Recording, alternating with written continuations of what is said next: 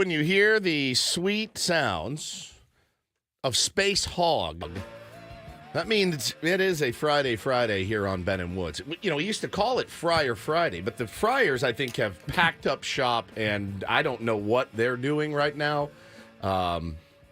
So from now on, it's just a Friday until some things start happening in the San Diego baseball world. Happy Friday, everybody. Ben and Woods. Ladies and gentlemen, the weekend. That's right. It is a Friday. I'm Woodsy. That's Paul Reindl.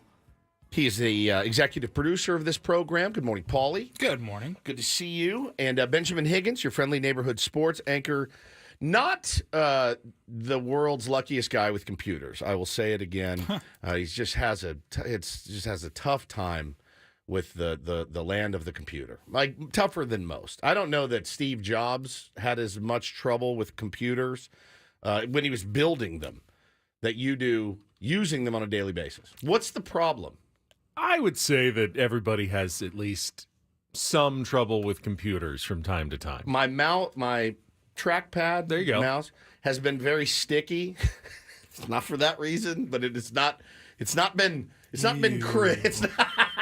It's my laptop. The timing was bad yesterday. I was looking forward to going out to the golf course in the afternoon and spending a little bit of time there. Yep. And then I was going to head into the studio and just do my show. But my computer wasn't working, and they said, come on in, we'll fix it up. And these are your IT people. Yeah, my work. IT people, and there was a problem with the operating system not updating, which was making my applications that I use for TV, key one wasn't working, and then they couldn't get the operating system to update. So basically it was like sitting there for the first 2.5 hours I was at work, standing behind the IT guy who's at my computer trying to fix it. I'm going, hold on, I need to really get started. I'm on the air in 2 hours, 1 hour. Can we do anything?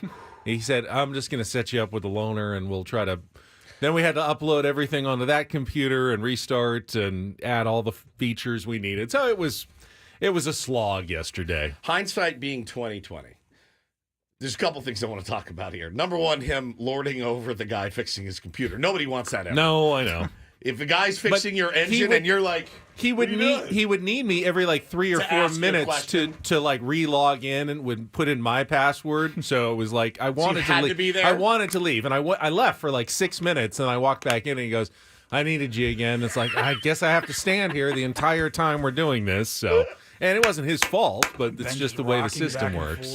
Now, it's and then I think hindsight being 2020, IT guy should have said, "Let me get you dialed in on this one, so you can work. I'll fix it here. I'll let you know if I need anything." Correct. But didn't know it was going to be such a difficult process that ended up not ever getting fixed, and we're going to work on it again next week. Oh, boy. Yeah. So you got the loaner for now. Yeah. Be careful about what you look up on the loaner. You know what I mean? I'm careful about what I look up on my other computer, too. It's fair. He had a very difficult time logging into ESPN Plus this morning. He's just having a really hard time. God. Jeff Passan is unavailable to me at the moment, so you let me know if he says anything interesting. I wish I could log in. It's the same thing with me at ESPN Plus. I can't log in. I'm in a current battle with Hulu right now. There's never been a harder product to consume. I signed up for a Hulu account in when did it come out? 2012, maybe? And there was some stuff on there I wanted to watch in 2012, so I signed up like an idiot with Woods at FM 94.9. Well, I haven't worked at FM 94.9 in a long time. And the only way I could watch Hulu is when Hannah signed up for Hulu and added me to her account. Well, she's since canceled Hulu, so I can't watch Hulu. So we were in Arizona, and we were hanging out with our Australian buddy. And just hearing him talk, we started talking about the television show, Mr. In Between, that was on Hulu. And we both just love it. I will tell you, it's Sopranos 1, Mr. In Between 1A. That's how good Mr. In Between is. It takes place where he's from in Brisbane. So me and Richo at lunch were like, oh my God, remember this, remember that. So we get back to the Airbnb. I'm like, I'm gonna rewatch this thing. Couldn't log in. Paid, they charged me $17.99 for Hulu, but I couldn't log in. So I changed the thing. No login. It shut me out. We are experiencing an error. So yesterday, I got a survey. Why did you cancel your subscription? And I cracked the knuckles, and I went ham. No, I'm probably not going to hear from those guys at all. They make it so hard to consume their product. ESPN Plus, just as bad, maybe worse. ESPN Plus is dog ass. I mean, every time I go, we have a company subscription here. Can you do this in your Andy Rooney voice that we had from earlier this week? I like this rant, but I feel like it needs to be a little older. How can I sound like Joe Totino when I do it? Our old boss at 1090. How? Hey, Hulu, why do you make it so difficult to log on? I sound like an amalgam of like people I've worked with, like 5 different people I've worked with. It doesn't work. I need to give me some time this weekend with it. I'll sit work on it. this You can weekend. work on it. I expect Monday's show to be all Andy Rooney. We have to log into so many different devices nowadays. Can't you just make one big device? I have a list of 400 passwords that I can't figure out. Why doesn't someone just make life simpler for one password for everything? Maybe you should do the Andy Rooney. My buddy Jack calls. He goes, bro, I was dying at your Andy Rooney. I go, it was a one-off. I had no idea. We were just having fun. But they make it so I just want to watch the Seals on ESPN Plus, or I just want to read this Jeff Passan article.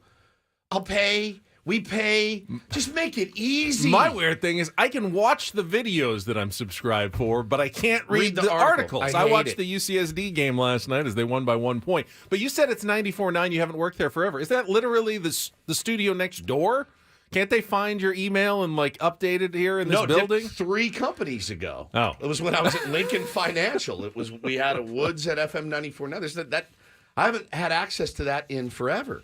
But Hulu makes it difficult. ESPN Plus sucks, man. I'm sorry. It sucks. It always sucked. It still sucks. We've got a work account login that works 70% of the time, maybe. And I think this is all user error. I'm sorry, because I have never had an issue with the Hulu. 30-year-old something would say that. Never had an issue logging into ESPN Plus. And I'm sorry, but I don't get paid enough to be your guys' personal IT. That's fair. Helper. You're not. You do not get paid Good enough to be our God, personal IT this helper. has just been brutal for the last tough, 10 minutes. dude. It's tough out there, I work man. with a couple of morons. No, Eva Squirrely says ESPN is getting pissy with certain services. I'm not joking when I say ESPN. Now they are the same company. All right, Hulu, do me a ESPN favor Plus, then. Disney. Do me a favor here. Log into ESPN Plus. Print out the Jeff Passan article for Ben and I to read. There's a lot of my old boss when I started in radio. ISU not, man. This is nuts. Our assistant producer, Lauren O'Brien, who we've had on this show before, who's just a brilliantly talented comedian and an amazing person. When I tell you guys that she had to come into work about 2 hours before everyone else, Paulie, she would print, I'm going to say anywhere between 50 and 60 articles, and then sit with a highlighter and highlight for the host. Boom, boom, boom, boom, boom, boom. Highlighting. Collate them, stapled together, get rid of the superfluous, one sheet at the end, get them all dialed in, and then that dude would walk in at, 5:30 for a 6 o'clock show. His pens were all laid up nicely. His articles were all here and highlighted and stuff. Sounds like great, the President of the United Yes, States getting gets handed his briefing and portfolio. his morning portfolio. Here it is. Sir, here you go. Here's the briefing. He All right. opens it up. Here's the important information of the country that you need to know. It sounds good, though, doesn't it? It does. Doesn't it sound good? No, I'm not going to do that to Paulie. But if we ever get an assistant producer, you're dead. Whoever you are out there, if they ever let us hire you, you're a dead man. Just a dead man. There's going to be stapling and 3 hole punches going on. There's going to be all kinds of good stuff in here. Paulie says he can print those for us, because I do want to read that article as well before we get the show started, because, baseball world is very slow right now. Did have a couple of moves yesterday we're going to talk about today. It's teasing me. It says when the remaining free agents will sign. Yeah. And, where they're going to go. I would love to know that. Are any of them going to the Padres? Right. Ever? I would love to know these things, and I cannot access it behind their paywall at the Have it moment. ready for you in the commercial break. Thank you. I'm going to need that highlighted, and I'm going to need it stapled as well. Thank you, General Attaché. We appreciate that. But I got chewed out yesterday when I got home from work. And I got home, I beat my wife home, and she then showed up. And I was in the bedroom and knocking on the door. Stroganoff. And I said, "Can I help you?" She said, "Get out here." I said, "Okay." So I walk out. She goes, "Idiot, don't be telling people on the radio that they have to pay their way to our child's birthday." I go, "What? What are you talking about?" I have a thought I might get you in trouble with that question yesterday. So I was left a little confused yesterday. Yeah, if you were not listening, Woodsy was talking about Bo's upcoming birthday party, and they're going to Sky Zone. Yes. And you said, we have like 60-plus people. And 65. I asked, are you paying for all of those people to come to the birthday party at Sky Zone? Because that's a lot for even if it's whatever, $18 admission, whatever, that's a lot to pay for a kid's birthday party. So I did not think about it. She takes care of 99% of this. I'm going to go get him a bat, and I'll be the big hero. There's a bat that he wants. I'll get it for him. I'll be the big hero by just showing up with one present. She's going to get the cakes, and she's ordered all kinds of stuff, and there's gift bags for the kids. The whole thing. She does it all. She's a wizard. There's no question about it. But I didn't know this. I just assumed, and here's why I assumed that everyone would pay their own way to jump. Because when you walk into Sky Zone, there's this, it looks like you're walking into a space station. There's a huge counter. There's computers everywhere because you have to fill out waivers and whatnot. And they have to do that. Then you get your special socks, and then you go in and jump. So I just assumed that the parents would come and be like, "Hi, I'm here for Bo Woods' birthday. I got 2 kids here. Let me get their waivers filled out. Here's our credit card for the $15 fee or whatever." No, my wife's like, "They're not paying for that. We're paying for that." I go, "Oh."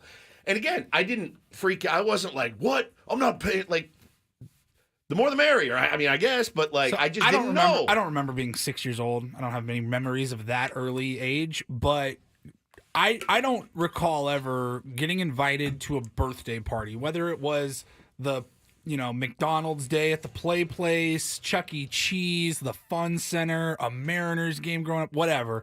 I don't remember ever being expected to pay for anything when you're invited to another kid's birthday party. Just like you're not expected to bring your own pizza or cake. I said yesterday, for F's sake, I said yesterday on the show, pizza's going to be on us. The cake and all the drinks and stuff will be on us. I just thought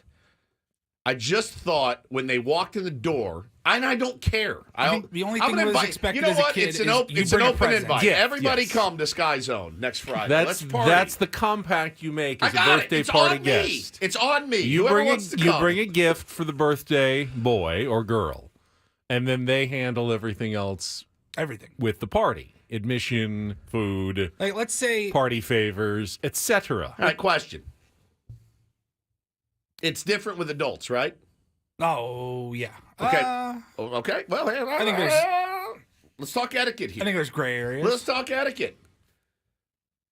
Hannah sends you guys all and your families an Evite and 20 other people, to 10 other couples, right? And we're going to go to sushi. It's on me. It's my birthday. Hannah's throwing a birthday party for me. It's on her. I think going out to dinner is a little bit different if it's like sitting at a restaurant. What if we went bowling, though? That's all we split it up. Just split it up. Right. Not hosted bowling. Well, we all have jobs. Well, these kids don't have these jobs. kids' parents, it's not like the kids are driving there and then walking in and being like, "Can you pull this out of my... Here, I bring my piggy bank to pay the... I just don't know. Like Ben's example for bowling. I'm going back to the kids' birthday parties now. If Bo had 30 friends that you were taking, we're all meeting at the bowling alley on Saturday afternoon for the birthday boy. You need, call it 4 lanes. Right. Are you only renting Bo's lane and letting the other kids figure it out? Or No, are you I'm renting all probably 4 renting lanes? You're all probably 4. renting all the lanes. Now, a lot of these businesses will do like birthday packages to make it a little easier on the parents hosting the party. Okay. Like, all right, here's our birthday package, and you have 20 kids, and Well, the thing they is, get too, admission. And We had a Godfather's Pizza down the street from my house. That's where everybody went for like after season sports parties or birthday parties. There was a little video arcade. It was the best. I would expect, if invited to a birthday party at Godfather's Pizza, I would expect all the food is taken care of by the parents of the birthday kid, and then I wouldn't expect them to like give me quarters to go play in the arcade game. My mom would give me like $10 to go exchange for quarters and have fun on that. But the food and dessert and everything, like that's on the host. Which I do, which I absolutely knew. But so every, I'm gonna what do I have? Would I have to stand out front and be like, all right, these guys are with us. Yeah, here, let me swipe the debit. Like, what do we do? Just give me a bill at the end? I don't know. I don't know how it works. Mike makes a good point though. If the parents want to jump, that's different. You're just paying for the kids. That's not a thing. Oh, yeah. Not any parents who want to go in and jump around, which would be actually weird. Jocelyn says, I can really tell Woods doesn't take care of birthday stuff. You know what? I don't want to be painted as a not involved dad. If Hannah was out of the picture and it was just me throwing a birthday party for Bo, I don't know that it would Hannah be. says she sent a guest list to the Sky Zone, so their names will be on the list. She said, just stop. You just don't know anything you're talking about. Apparently, I'll just show and go. I mean, even as adults now, like, I don't think I would ever invite like a 30-person, have a 30-person dinner for my birthday or my wife's Just know birthday. that I'm not paying, but you're paying. Yeah, I would probably. How much of a nightmare would that be? All right, we're gonna split this 15 different ways if that's cool. That sucks. So is the general rule, if you invite someone somewhere, you pay. That's the general rule. You should be prepared to. That sucks. Especially for a birthday. And party. I'm generous. I think care especially about for that. a birthday. I think if it's just like, hey, what are you guys up to this weekend? You want to go out or something? That's different. That's totally different. I think for a birthday No, party, no, even as adults, if I'm I gonna- invited 4 other couples and there was 10 of us at a table and You're it was my paying. wife's birthday, I would probably expect to pick up the bill. And if somebody wants to chip in or whatever, that's on them. It has been so decreed. It is so decreed. It is now law. When you invite someone somewhere, it's on you. You pay. I invited Ben to the strip club, and I paid for a lot of it. So Yeah, there you that's go. true. All right. I did bring money. You were very generous. Hey, Delilah. I was ready to pay because she's I felt doing- like there would be money involved. Hope she's doing good. Yeah. All right. I have an apology to make when we kick off things. When I've we been come waiting back for this. I've been waiting. Have you been waiting I've for it? For All right. 5 years. For I will set the menu. I will apologize for something I did after the show yesterday, and we will be off and running on a Friday. Don't go anywhere. We'll check traffic. Glad to have you with us. Thank you, Tier 1s. It's Ben and Woods on 97.3 The Fan. We'll be right back.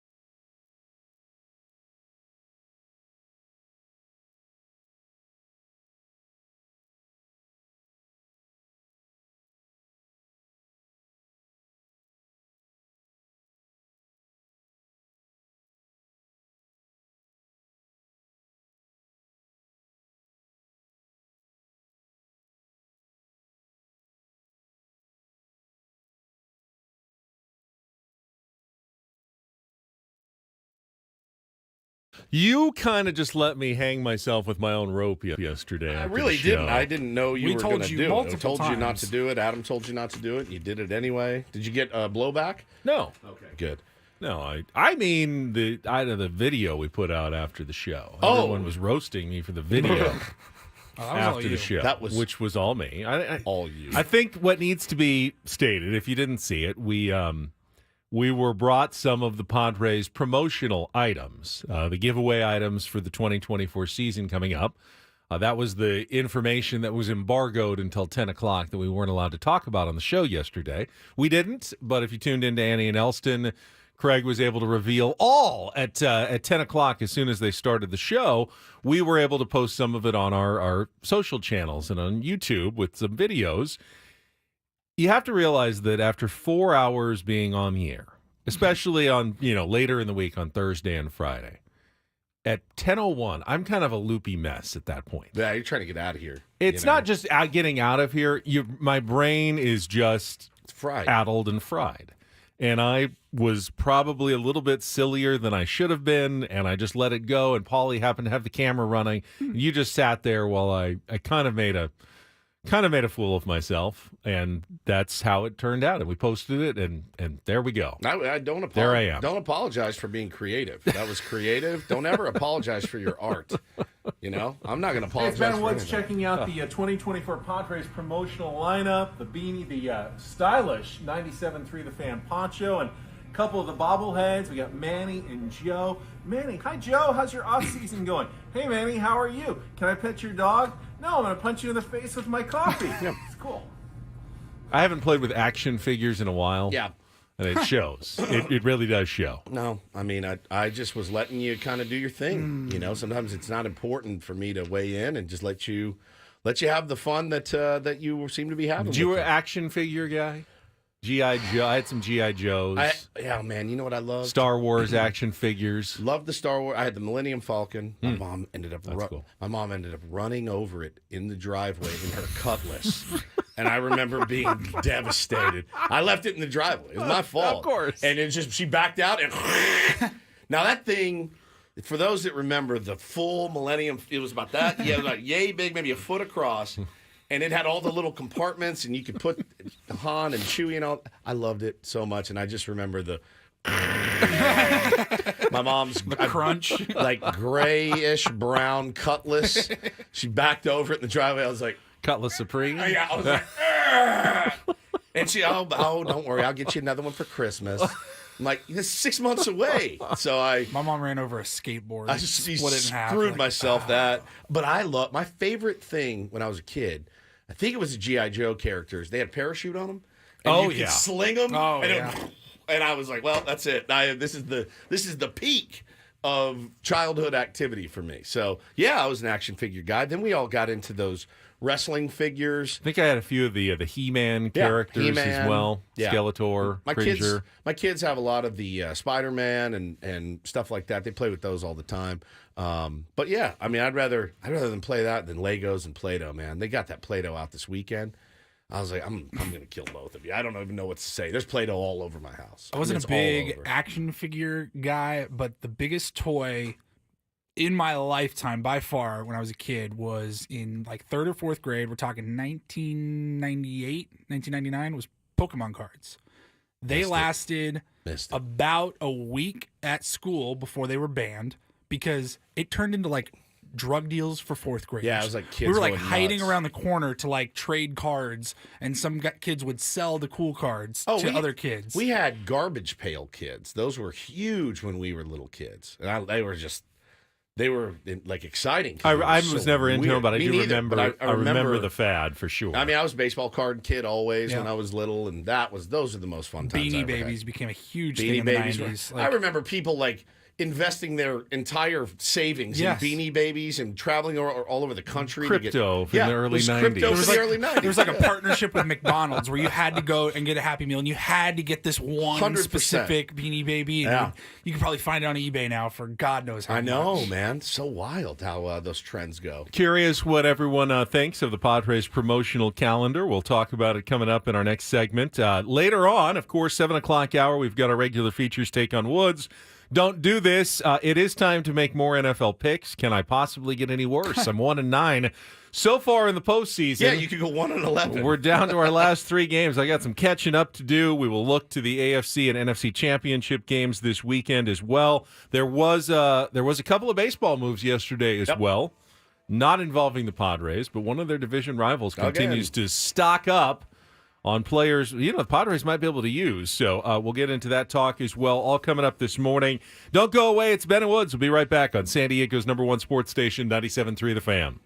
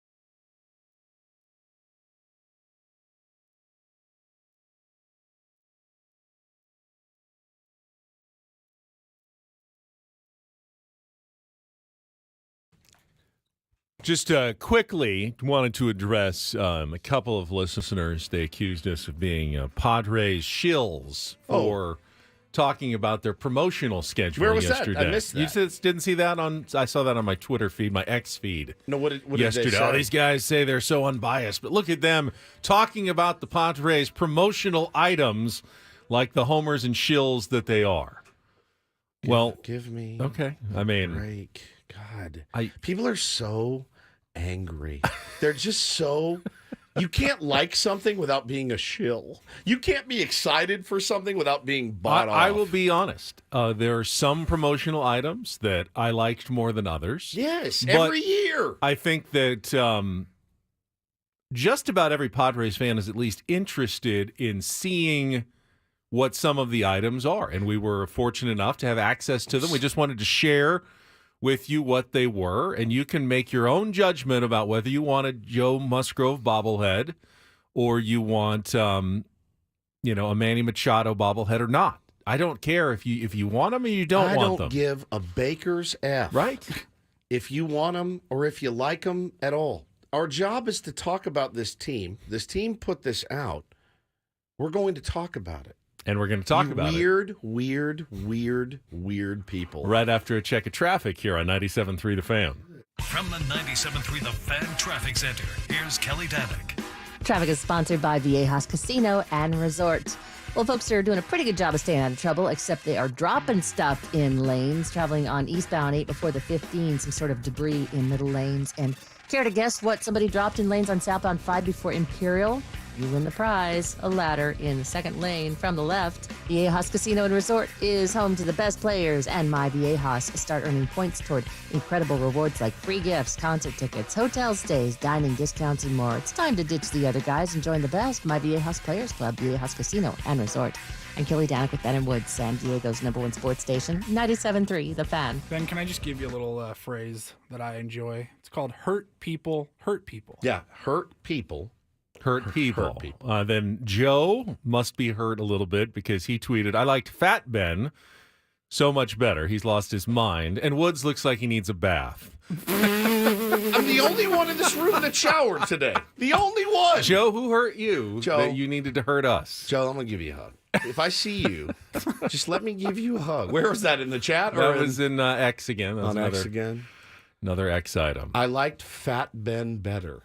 I don't know what that means. Big Ben, Ben, the big fat hen? Yeah. Yeah, no more. Ben, the skinny hen.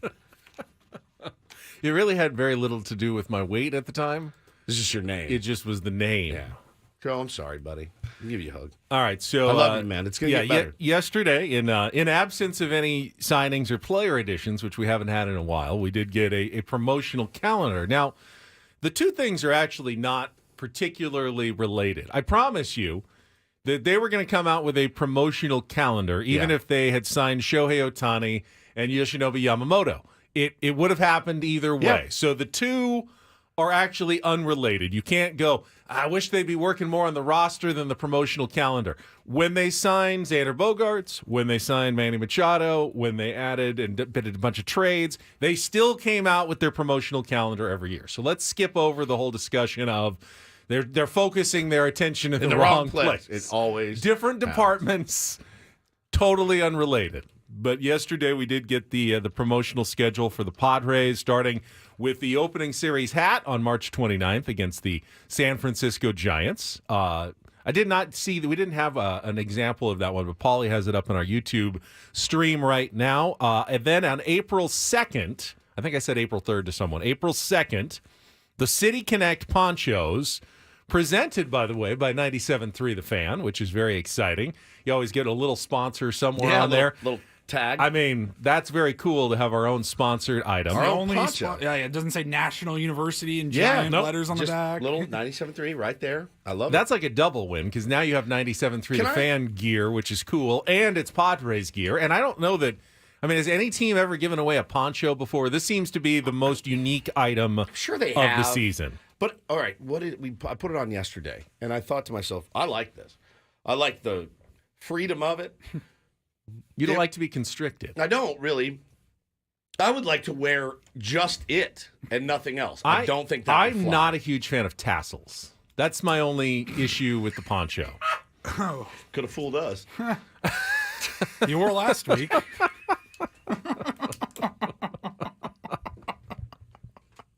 I don't like folding those dollar bills like that. Oh, really? Huh. I don't like throwing my dollar bills in I don't the like air. just throwing money away. Oh, I don't guess think when so. I don't want to be tickled by the tassels, and then like I'm surprised when they're there. It can bother me. You ever have like a shorts and there's a loose thread that's sticking off and you it's feel it like dangling against your leg and you go, what is going on? You think terrible. that is a spider crawling on you or something? Sometimes tassels bother me a little bit. All right, question.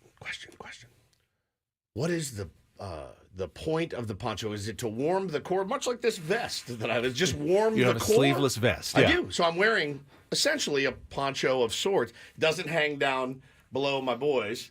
I think this particular poncho, and I did not wear one yesterday. We had one here in the studio. It dug seemed it. a little thin. I think it's probably more decorative than Okay. functional. I think it looks cool. It looks great. And I But if you're cold, I don't know that that's going to make a huge difference. Tuesday, April 2nd against the Cardinals, you can pick that up. I would recommend that the tier 1s come to that game, and that's all I'm going to say about that. Embargo. That's Tuesday, April 2nd against the But yes, Cards. hope to see all the Ben and Woods listeners at that 100. game in particular. 100%. All right, then April 10th, the Manny Machado home run bobblehead for the bobblehead crowd. I love this one. If you do, Loved I it. mean, they're all cool in their own ways. Oh man, This one's really cool. The I love you that he gives, and he's not the only player to do it, but I love when he does it, and my son does it, and he does sign it to language Hannah. for "I love you." Yep. To Yaine as he's crossing home plate. Yep, and Hannah and Bo they call it connection, and Hannah does it and Bo does it, and they put them together. So before they leave each other's company, they do a connection. That's so very sweet. It's very sweet. So that one, I got to have that one for sure. All I right, love that. April 29th, I was wearing it in the video yesterday, the knit beanie, which, by the way, the little pom-pom on the top, you can Removable. actually take off. It's attached with strings underneath. You can untie, just pull it right off. So if you don't want If you're not like a- the ski cap pom-pom on top and you just want to wear it as the beanie without that, you can do it either way. Now, the rep for the Padres that came in and brought this stuff, I said, "Oh, you can take that off and you can throw it." And she said, "No, I recommend not throwing it." I said, did that "Oh." with my Joe Musgrove bucket hat last year. I took off the strings. I don't like the strings. Again, not a tassel guy in any way. He really hates dangling participles. I do. Speaking of Joe, May 14th, his bobblehead, including dog Theo, and he's holding his coffee. Very from, cool. I assume from Cafe Odessa up in Alpine. Odesso. Important to Odessa. note, Odessa is in Texas. if you missed it yesterday, Theo bobble as well. His head. Yeah, Oh, the his dog, bobbles the, too? the Yeah. dog head Wow. bobbles I as like well. it. It's awesome. Love it, love it, love Which it. is very cool and very unique. All right, May 28th, City Connect belt bag, which is the new way you say yeah. fanny pack, I guess, Yeah. is belt bag. But I keep Gonna need tickets to that one. wanting to have you look. Will you just take a look over here at all the stuff that I have? I have so much stuff. My God. I know. We're moving closely into Merce territory for your boy. Closely. My pockets are always full. I got a million things. All right. This thing is Hannah and I have used the last ones. Remember the yellow ones they gave away last year or the year before, I think? We have used them on trips and stuff. They're fantastic. They're fantastic. June 6th, the Xander Bogaerts bobblehead giveaway. Love that one. And then he's got his X for Xander pose going on. X gon' give it to you. And then June 11th, a unique item again, the Joe Musgrove, the basketball jersey, which we saw he gave. Didn't he give He gave to basketball the jerseys to players. his players, his teammates last year? I'm going to look like ass in that. I will You tell don't you have that. to wear it. You don't. I mean, Some people will look great in it. I won't. You will. I'm not a big sleeveless guy either. None of us are really.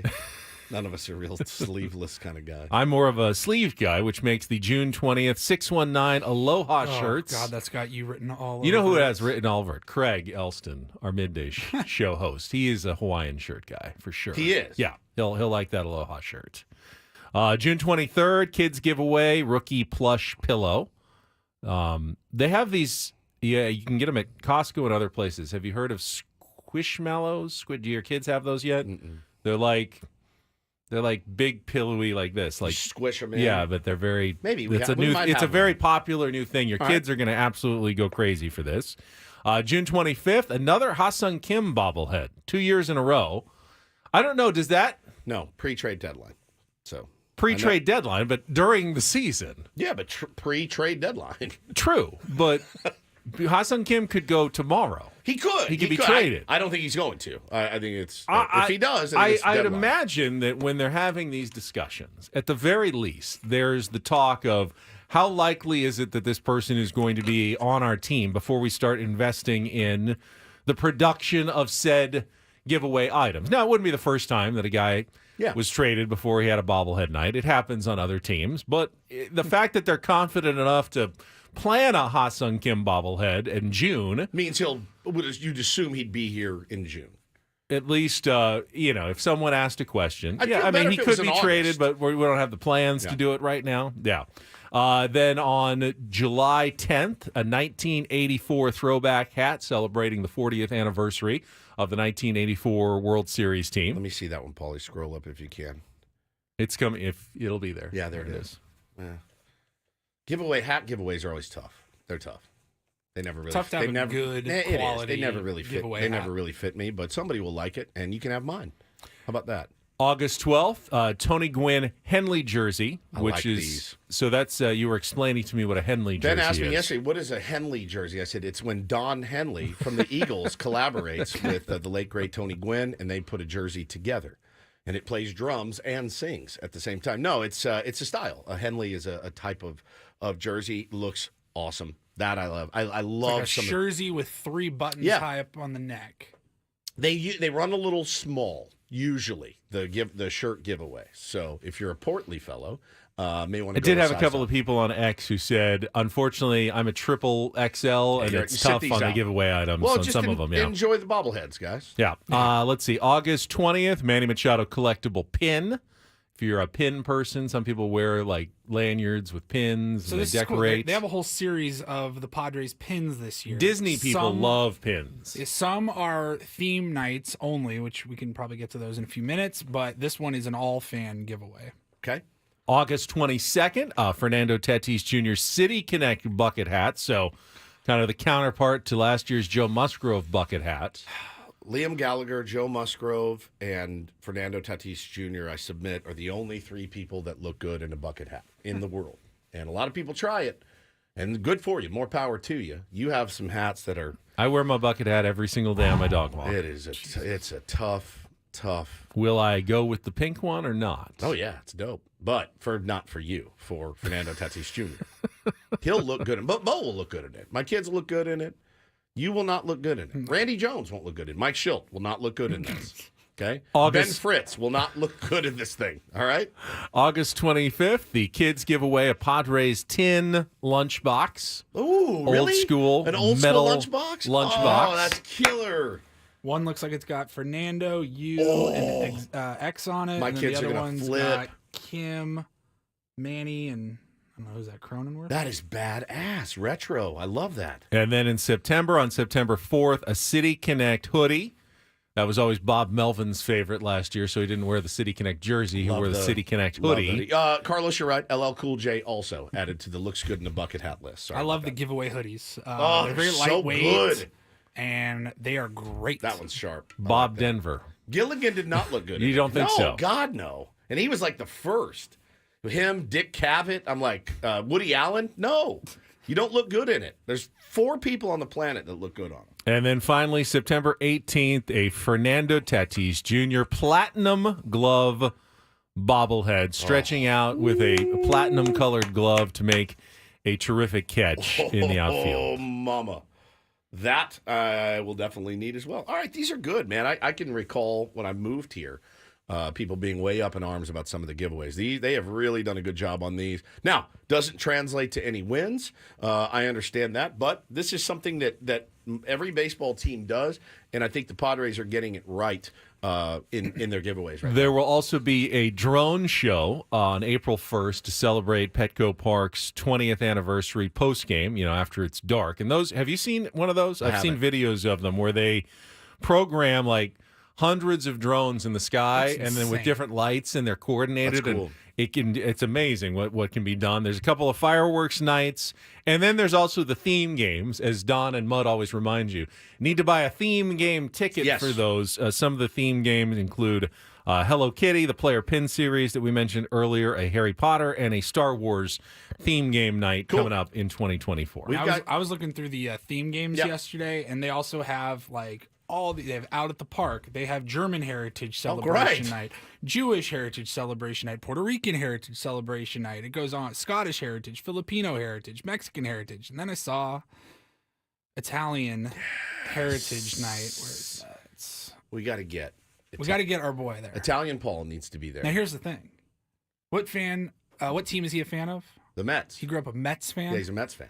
Well, Italian Heritage Night is Friday, August 23rd. Against the Mets. Against the New York Mets. That is fantastic. We need to get him in a tracksuit, the whole thing. Just out there running around the concourse. Hey, where's the freaking gabagoo? You mother. You mother. Don't make me get the.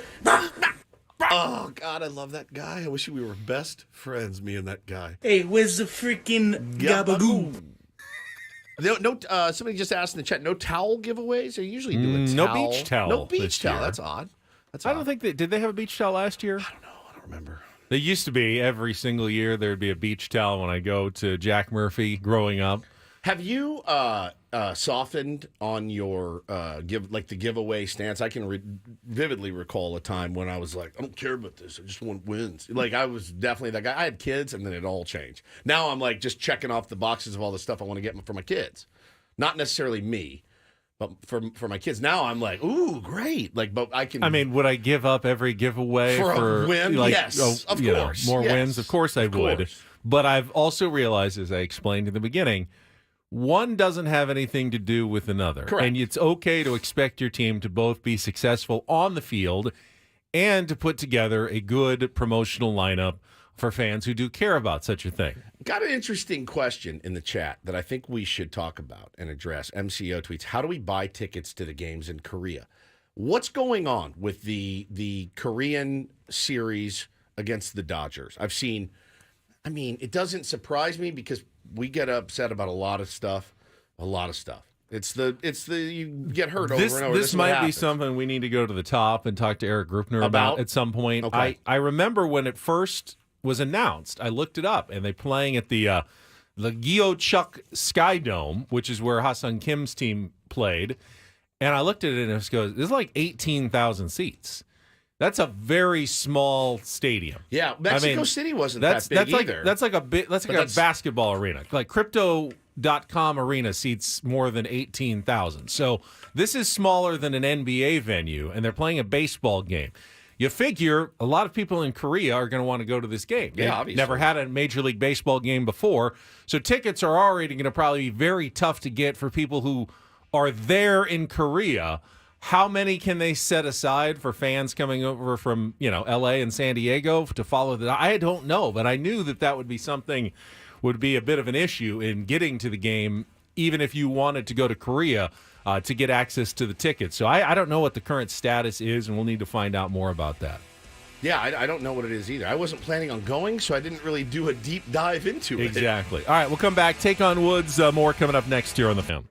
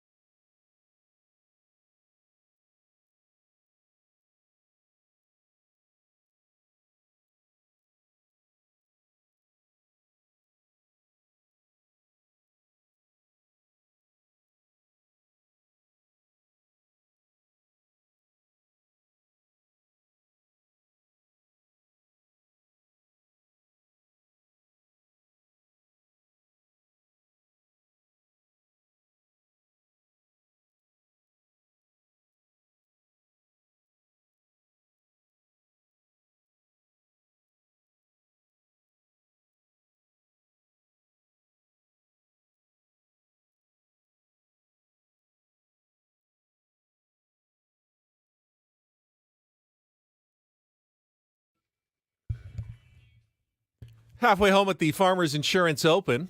Cut down day was yesterday. I want to get into a little bit of the golf, but Paul says, why don't we take Gary's phone call? He's been hanging on for like the entire show. Sorry about that, Gary. Gary, thank you for calling. Welcome to Ben and Woods. Good morning. How are you? I'm very good, guys. It's good to hear your voice. I was just listening the part where you were talking about the whole Andy Rooney, the IT thing. Yeah. And I was on my way back home. I was just at breakfast, and I almost did an Asner to be coffee through the nose. Is this Langer? Is this Gary Lang? This is Gary Lang. Gary Langer! Sweet Angel Lang. Gary Lang is one of our fantasy camp participants as well. Gary, we talked about you at fantasy camp a little bit when we were there last week. Just one of my favorite human beings alive. You told us when we were out there, I always want to call in, but I don't know, I've never been too comfortable doing it. We said, you better call in. You said you Let's got. get back from fantasy camp, and you better call in, and you waited until Friday. I love it. I love it, Gary. You doing good? I'm doing actually quite well. I was telling a couple of the guys that morning, a week ago today, as a matter of fact, right before our game, I was kind of feeling my wife a little bit, and I said, I know you're there, honey. I'm going to see if I can do the best I can with the game. Got the 2 hits, and I was pretty happy. I really was lifted up by that. You are the best, man. Gary lost his wife last year. She was a huge tier 1 of our show as well, and just one of the best human beings that you will ever meet. No one has ever beat Gary Lang into the clubhouse. And we do morning radio from fantasy camp. We're there early. And Langer beats us every single day. The dude is there getting his body ready, getting his mind right. He was always there right away. Yep. And the one that always surprised me every single morning that was there early, like before us most days, Heath Bell. Yeah. Yeah. And I didn't expect We throw Heath BP Bell in the cages to anybody that wanted to get to be early the work. super duper early riser. But yeah, he was there like crack of dawn every single day. Now, Gary, he just mentioned he had 2 big hits in that game on Friday last week. That was the stadium game, championship day, or 5th place championship day if you were our teams, because I was playing against Gary. He had a 2-run double, or 3-run double, Gary, like late in the game. It was a 2-run double. I think Asher he held up Troy because I think the ball was coming in. Otherwise, I was and Troy Hirsch can't run either. I mean, let's be honest with ourselves. Troy Hirsch was a little bit injured, man. But man, I'm proud of you. Proud to know you, and look forward to seeing you next year. And thanks so much for calling the show for your first time, bro. We love you. Love you guys too, and have a great one. All right, man. Thank you, too. Gary. Love the Langer, man. He's the GOAT. The best. If you want to get online for Take on Woods, we'll play here in a couple of minutes. 833-288-0973. Yesterday, cut down day at the Farmers Insurance Open, and scores have been pretty decent because of the softer greens. That helps out pros. The rain lets them go right at pins, so there were a lot of birdies. But what's interesting is you had 79 players make the cut, and they're all within 9 strokes of the lead. A leader, Steven Jaeger from Germany, is at 12 under. He eagled his last hole on the North Course to shoot a 64 yesterday. But, like, if you're in last place, if you made the cut, you're still in striking distance. There have been plenty of guys who come back from 9 strokes over the weekend to win a tournament. So, literally, everybody remaining in the Farmers Insurance Open can be considered a threat this weekend. And you had some cool moments. I don't know if you saw it, but Hideki Matsuyama, Ace, the 2021 Masters champion, had a hole-in-one on the par 3 8th hole on the South Course. If you've played that hole, you'll know you can't see it go in. It's an uphill par 3, but the crowd gave him the reaction. And what stunned me about that, never had one before on the PGA Tour. That's bananas. And he'd only had like 3 just playing like casually in his life before that. A guy who's won the Masters, who plays golf probably almost every day, and, shoots it right at the hole almost every single time. Dude, yes. Had only made 3 holes in one in his life and never in a PGA Tour event. So that tells you how hard and how kind of random hole-in-ones can be. But that helped him get to 7 under. That's where Xander Schauffele is at after a 4-under on the North. He's tied for 10th at 7 under. So is Charlie Hoffman, a couple of San Diego guys. I love it. But they're not the low locals. That honor belongs to Michael Kim from Torrey Pines High School, kind of making a comeback after he had he won a tournament in 2018, and then he missed, 42 of 43 cuts. His game just left him. And he's come back and has been playing really well lately. Did last week as well.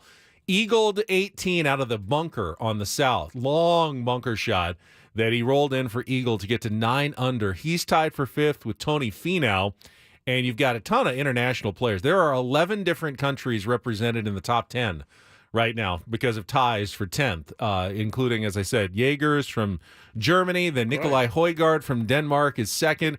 Matthew Pavon from France is 3rd. Thomas Detry from Belgium is also tied for 3rd. You've got Emiliano Grillo from Argentina, Aaron Rai from England, Mackenzie Hughes from Canada. I don't see any Welsh flags on the top 10, but it is. It's essentially the United Nations at the top of the leaderboard at the Farmers Insurance Open. Yeah, it should make for an interesting finish the next couple of days, Benny. I have Finau in my league, so I'm very, very happy with where he sits. I need him to keep cranking.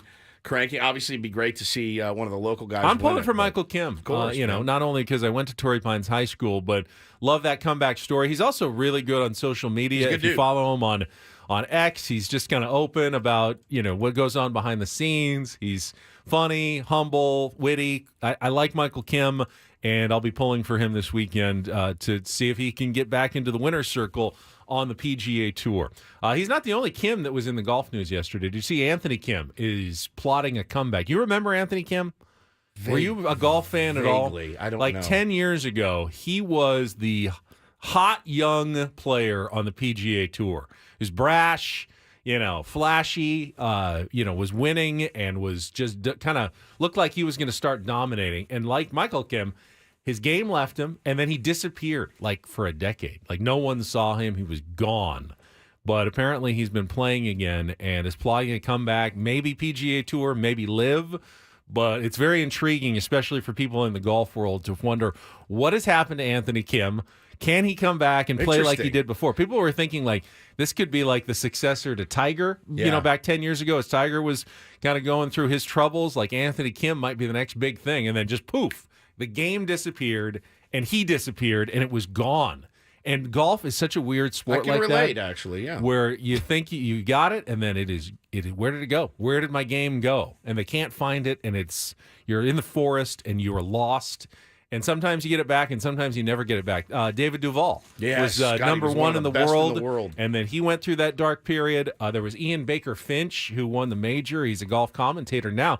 He went through a period where he couldn't break 80. Right. On the PGA Tour, he's in these majors shooting 86, and you're going this is embarrassing. How does this happen to guys? And it always fascinates me where golf is so mental, and you just get on the wrong track, and it is crazy. So a lot of people were talking about that Anthony Kim story yesterday in the golf world as well. Yeah, man, excited to see how this shakes out. You'll be out there Saturday, yes? I will be tomorrow out there doing the emceeing for the awards ceremony. Beautiful. At the end of the tournament. So Make sure say you hi give if you see him me. a pat on his butt. You will. I will be inside the ropes. So hopefully you will not be able to reach me to do that. Whoa.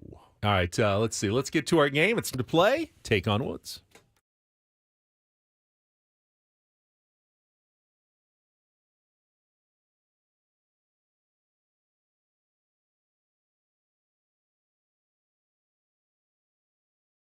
Let's bring on Joe as our contestant on a Friday. Good morning, Joe.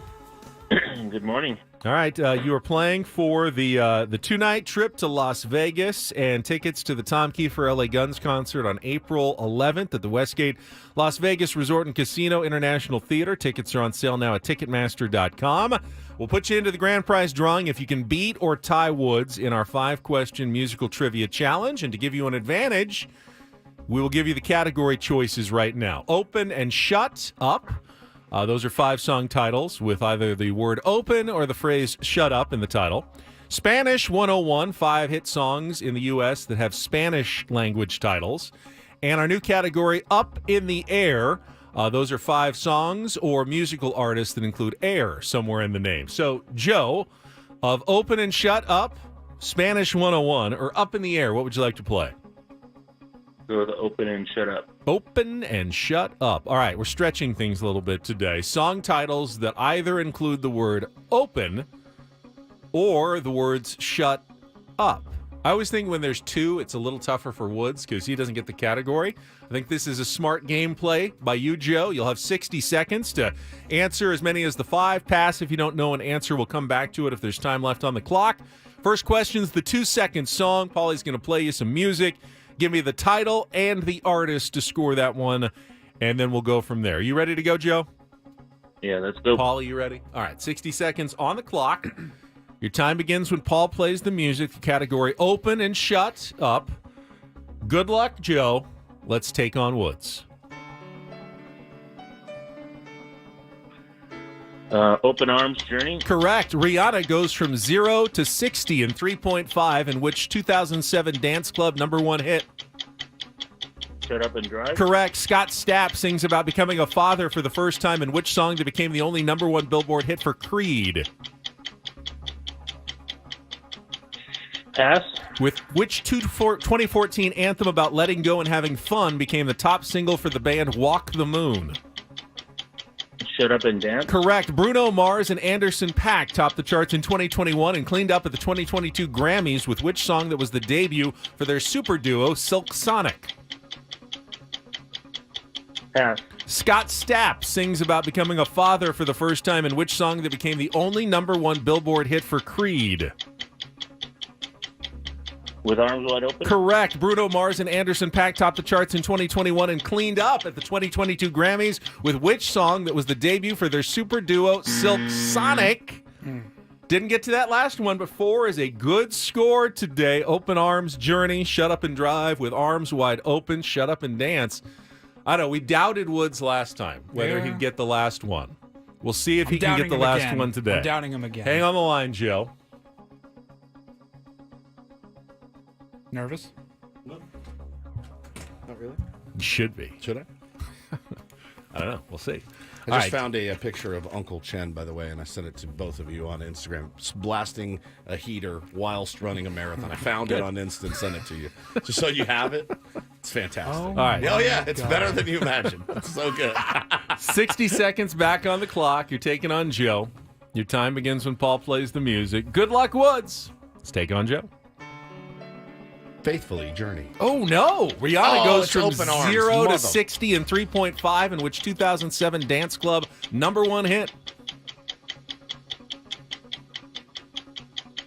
Pass. Scott Stapp sings about becoming a father. With for Arms Wide Open. Correct. Which 2014 anthem about letting go and having fun became the top single for the band Walk the Moon?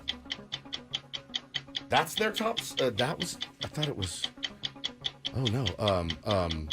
Something open, or Shut Up and Dance. Correct. Oh, Bruno thank Mars God. and Anderson .Paak topped the charts in 2021 and cleaned up at the 2022 Grammys with which song that was the debut for their super duo Silk Sonic? Who was it? What is it again? Bruno Mars and Anderson .Paak, Silk Sonic. I don't know. All right, go back to Rihanna goes from 0 to 60 in 3.5, in which 2007 dance club #1 hit. God. 0 to 60, 3.5 open. F, I don't know. Good gameplay. So Joe picked a category. Sometimes there's 2. It's open and shut up. So that was, you got Shut Up and Dance. Shut Up and Dance. It was You Shut Up don't- and Drive was Rihanna. Open Arms Journey with Arms Wide I Open. blew that one. And Leave the Door Open was Silk Sonic, which won? means Joe Joe, won? with a score of 4, Oh, man. has taken it today and take on Woods. Congratulations, Joe. Took me to the An woodshed. outright win, only the second outright win this year. You have qualified for the drawing for the trip to Las Vegas at the end of the month. Congratulations. Stay on the line. Paulie will get all your information during the break. Faithfully and Open Arms really threw me off. I was really. I said it's good gameplay because when it's just the one word, you can figure it out Yeah, pretty quickly. that's But what- when it's two, like opposites, like open and shut, that can be trickier for Woods. So good gameplay by Joe today Well done, Joe. on the win. All right, Don't Do This is coming up next. Where do we start? My God, there was a. Kids try to get away with things all the time. But you have to put in at least some effort to try to get away with something you're not supposed to be doing. Correct? It's so good. It's so. I mean, if you're so smoking good. weed in your room, you stuff like towels under the door crack do you so know mom this? can't smell that. How do you know this? Because it happened at my house once. Now that's a story I need to hear. Yeah, there's that. There was a huge brawl last night in the Dominican League, and one player that we all know was taking the brunt. I think he may be innocent. We'll talk about that as well. Coming up next after a check of traffic here on 97.3 The Fan.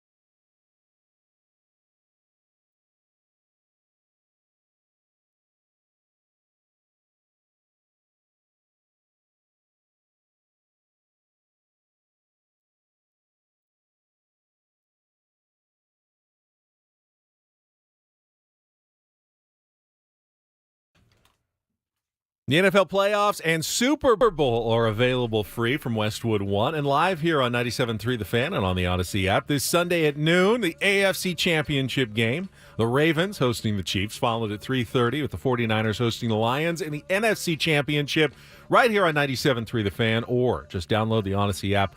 Search for 97.3 The Fan at kickoff. We will get into our picks a little bit later this morning. Right now, though, Woods has got a couple of Don't Do This stories for us. Now, it's a little bit visual. It's actually a lot of it visual, but it was a brawl in the Venezuelan Winter League a couple nights ago, and involved in the fight was Yasiel Puig. So, of course, I see Talking Baseball tweet out, Yasiel Puig found himself in the middle of a brawl yet again. And you see it and go, oh, my God. And, Benny, there's 70, 80 people down on the field, and it's haymaker after haymaker. He's only just 33. It's crazy. When was the last time he played in Major League Baseball? 2019. Well, I mean, dude, there's a lot of the charges against him. I don't want to come on the air and say, yeah, hell yeah, Yasiel Puig. That being said, he got a little bit railroaded in this by the Talking Baseball fellas. I think they tweeted out, Yasiel Puig finds himself in another brawl. This one, though, I saw the extended cut, and he's literally just standing there, and a guy comes up from behind and haymaker to the back of the head. Yasiel turns around, and he's like, oh, okay, so now this is what we're going to do? I took a picture with him one time many, many years ago, and I put my arm on his back, like to take the picture, and it was a little chiseled. It was like a bull. Like if you put your hands on the back of a bull. He let you touch him? I put my arm around him. Like, to take a picture. Yeah, it was like a bull. It was like sinew. It was all sinew. Sinew. That's a funny word. I was like, God. So, guess you work out your lats and your traps, huh? I mean, he was massive. You don't look. You don't have a lot of sinew. I saw you look down. It's not the same thing. Checking my sinew. So he actually, I think he kind of got a raw deal in this one, Benny, because he certainly didn't start this fight, but boy, he helped end it, man. It was one of the gnarlier brawls you'll see. He is on the very, very, very, very long list of people that I don't want to fight. It's pretty much everybody. Yeah, that's honestly. True. That's true. It's one of the longest lists that have ever existed. And then this is absolutely incredible. Kayshon Boutte of the New England Patriots was arrested in Louisiana on Thursday. State police were informed by a gambling company. They showed over 8,900 bets were placed by him. He was charged with one felony count of computer fraud, one misdemeanor count of gambling underage. His bets ran the gamut from teams around the NCAA to the NFL, including bets on his own LSU Tigers. Arrested is the part that... I mean, I can see why it's against the rules, and, you're not supposed to bet, whether you're a college or professional athlete, on sports. Yeah, it just says... And you can be, suspended and kicked out. Did he do anything illegal, though? Yeah, underage gambling. If you underage drink, you get arrested or a ticket or something. I guess so. Yeah. But this isn't jail time. Something like this, I wouldn't think. Probation, but this is nuts, man. Records claim that in 2022 and 23, Boutte placed over $636,000 in bets, losing a total of $81,000 in the process. Also placed specific bets on himself that did not go well. He bet he would score a touchdown and rack up 82.5 yards against Florida State on September 4th, part of an 8-leg parlay. He did not hit that parlay, by the way. But this is the don't do. Well, there's a lot of don't do this in the story, but this one is number one. While placing more than his, 8,900 bets while underage, he used accounts with the username Kayshon Boutte 7 and, to throw them off the scent, Kayshon Boutte 01, according to the affidavit. How about anything else? How about Dill Hole 69? Just go with that. How about Billy Ray Jim Bob 44? You can be anyone you want on those. I could start. I don't have a gambling account, but I could bet on all kinds of baseball and be like Freddie Freeman 06. Yes, yeah, you could. Mookie Betts. Oh, that's a clever one. Mookie Betts XXX, not for strikes, playing bowling, not for that, but not Austin Barnes. Not Austin Barnes. Mookie Betts bets. Mookie Betts bets. Yeah, Mookie Betts. I didn't even get that the first time you said it. Mookie's bets. Mookie's bets. Mookie's bets. So yeah, then it's a huge no-no. I don't know again what the repercussions are going to be, but do you think he's going to be in trouble from the Patriots? It's a brand new era, in New England. I'm sure they don't want their players being arrested for anything. Yeah, that's true. So in that sense, yes. And if he's still betting on games in the NFL, again, that's bad too. Then again, my friends, he was a 6th-round pick. He had finished his rookie season. He had 2 catches for 19 yards. I don't know that he's going to be, that's something they're going to wring their hands over. All right, finally, I don't know if this is a do this or a don't do this. Well, let's play DD Mega Doo Doo because we know the kids love it. DD Mega Doo Doo. But there's certainly been a lot of people who have been criticizing actress Alyssa Milano for something she did. And I honestly don't have a problem with it. And I think the overreaction maybe of the don't do this. But so we see this all the time, that kids, they're on a baseball team, travel team, and they make a big tournament, Little League World Series, whatever, and they do fundraisers to try to help pay for the team to get there, whether they're selling candy bars, raising money online. It happens all the time. Her son's baseball team is going on a trip to Cooperstown to play in a tournament, and they're trying to raise money, so she just tweeted out, like, hey, we're doing this, we got this GoFundMe, and if you want to contribute, you can contribute about the team, make a donation here. She got absolutely lit up, though, because she was the main character yesterday. She was the main character. On the internet. On Twitter, she was the internet main character. Comments have been turned off, I think. Now, people would look up, what's her net worth? It's $10 million is what they said. That's what it said on the internet. You don't know if that's real by the way, or not. I did the exact same thing. I went immediately and looked it up. Is she responsible for pay? Even if she is worth $10 million, is she responsible for paying for the whole team to get there, or is she doing a nice thing for the other parents who may not be as easily able to afford the team's trip and hey, I can use my platform to help other parents be able to pay for, even though we can afford it, maybe the other parents need some help, so I will use my platform to help our fundraising efforts. I don't have a problem with this at all, but people went nuts making it seem as though that this is the worst thing you should ever do. If you don't want to donate to her team, don't donate to her team. That's absolutely fine. Does it mean if you're rich, you have to pay for everyone's at the Sky Cooperstown Zone trip as well? Yes. Now I've been told today that I am responsible, so I actually going to think Alyssa Milano should just pay everyone's fare to Cooperstown and whatnot. I mean, how rich is rich? If you pay for everyone's everything, all the time, you won't be rich that long. I mean, this is how the rich stay rich. She's not like the A-list superstar Taylor Swift making, billions of dollars every year. Taylor Swift could pay for every Little League team to go to Cooperstown this year. An actress who had most of her big roles were long ago, just like like the fantasy baseball players. Yeah. They're not. They played a long time ago, and while they're famous, they're not necessarily rich because they didn't make as much money back then. I'm sure Alyssa Milano didn't make as much for Who's the Boss as people in the entertainment industry are making today. Yeah, it was a weird. I think I side with Ben on this one. I thought the reaction was a little weird. It was a little bit over the top. I mean, I just looked it up. I had no idea about the story. She got 3.5 million followers on Twitter when she put that out there. Now, obviously, she got dragged for that, but that link got viewed by 6.4 million people. Mission accomplished. So I guess that worked out, but I don't think there's any question. Like, she would pay for her kid to go, but she just wanted to raise money and help out the other kids. I think that's totally okay. I mean, if she didn't do it, and what would all the other parents think? And she's not even helping us raise money at all. All she had to have to do is send one tweet. She could help us all out, and she won't even do that. You're in a kind of a tough spot as a parent in that situation. Well, one thing I've learned about parenthood is you're pretty much always in a tough spot. You're just always in a tough spot one way or the other, and that is certainly no different. Yeah, I mean, she's trending right now still on Twitter. I don't have a problem with it. Bo is doing a jogathon. Hannah's going to share the link, I'm sure. You don't have to contribute. I don't care. You want to, go ahead. If you don't, don't. But you also don't have to drag Woods for an entire day on social media. I mean, if they do send out that tweet, Google my net worth, and you'll know I'm not contributing a lot to do the that right now. Stephen Woods' net worth $1,400. $16 million. Thank you. Oh man, it's been a good year in the stock market. My NFTs finally paid off, and I'm feeling This good. may be a different Stephen Woods. Potentially. Who is that guy? Stephen Woods' net worth is $16 million. But who is He's he? a Canadian entrepreneur. Ooh, He co-founded sorry. Quack.com. Sorry. I thought that was Stephen Woods from Team Italy in the World Baseball That's Classic. right. Another Stephen Woods.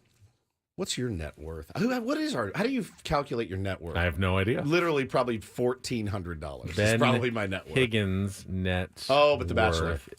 Doesn't matter. That's not going to happen. Net worth of... I don't see where my net worth is. About $550,000. Okay. That's not great. Very good. I'm not going to be able to retire on that. That's The Bachelor. That's The Bachelor. We know he makes... he made... I got his podcast checks. He was getting $30,000? like a quarter for his podcast checks. Yeah. This company sent me his checks instead of him, and I had to give them back, even though it was tempting because I remember. Does everyone remember the story?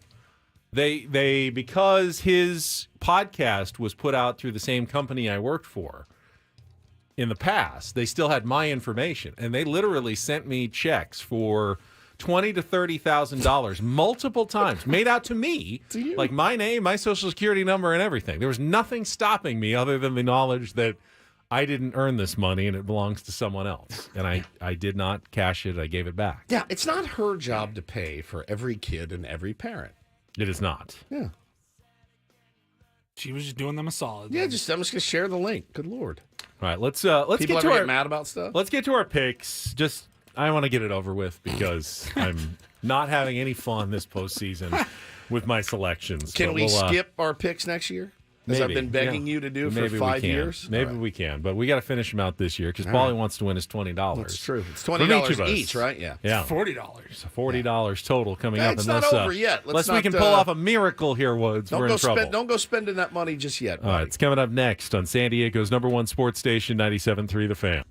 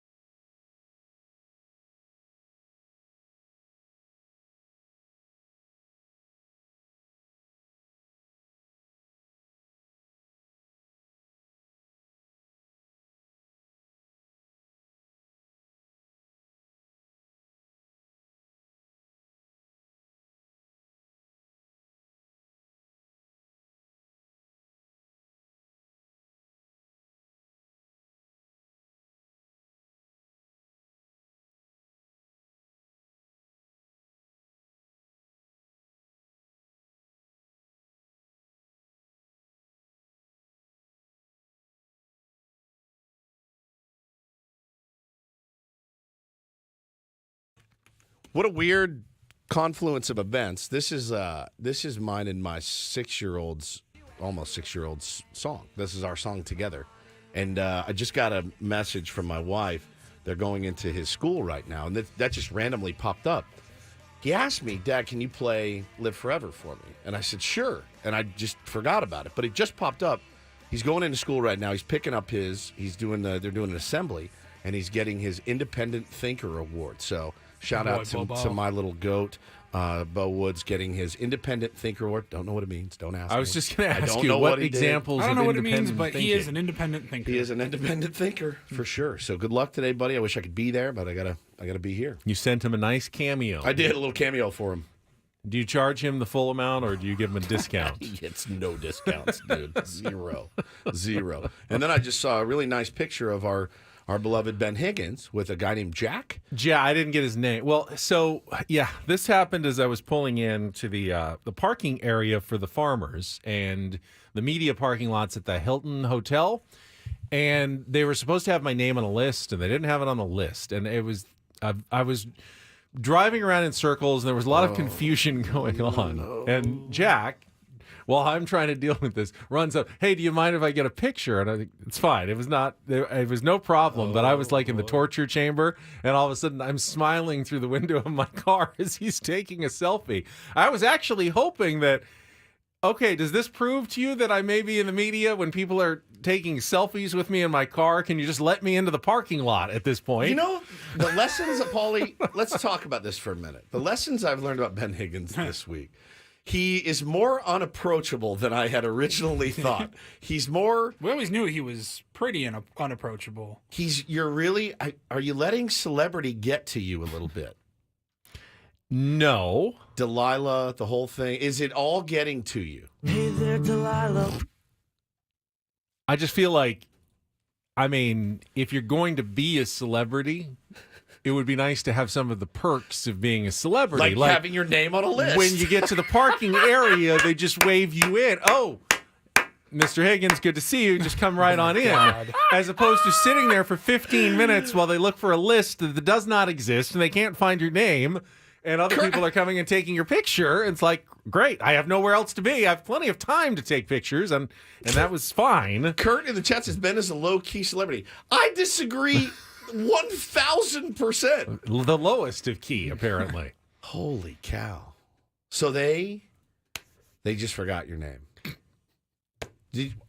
Question. You know what? It was, apparently they just wanted me to take the ticket as I went in. It said on they send you an email, and it said, check in, they will give you, your name will be on a list, and they'll open the thing for you, and you go in. Don't take a ticket, because you don't pay when you come out. You killed You know what the parking is costing? Like, if you paid for the parking there for the tournament? How much? $135 to park your car. So what? So I didn't want to pay $135 to park my car. Couldn't you have to go to work for 2 hours? Couldn't you have gotten it expensed? No. Are you kidding me? There's no way I would get approved for $135 parking to go do a live shot for an hour at the golf course. So what happened?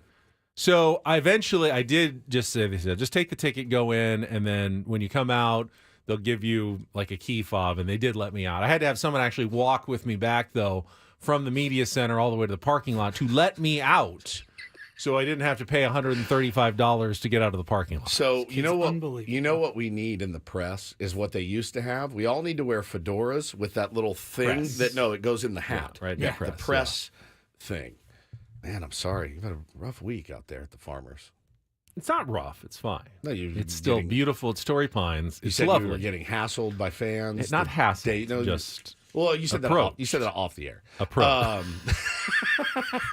Off the air, he said hassled yesterday, selfies, and not on the parking list. I'm sorry. And you're going out tomorrow. Now you're the MC. They should roll out the red carpet for the MC. In my opinion, we'll see if I can even get into the parking area. Wow, it's a tough scene. It's a tough scene. What are we doing here? We're going to do our NFL picks right after a check of traffic here on 97.3 The Fan. From the 97.3 The Fan Traffic Center, here's Kelly Danick.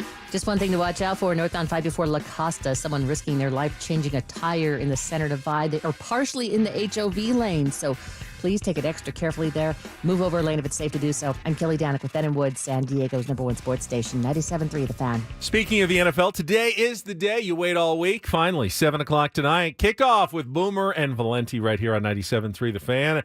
They'll give you their picks, probably worth more than ours. Analyze both of the games coming up on Sunday.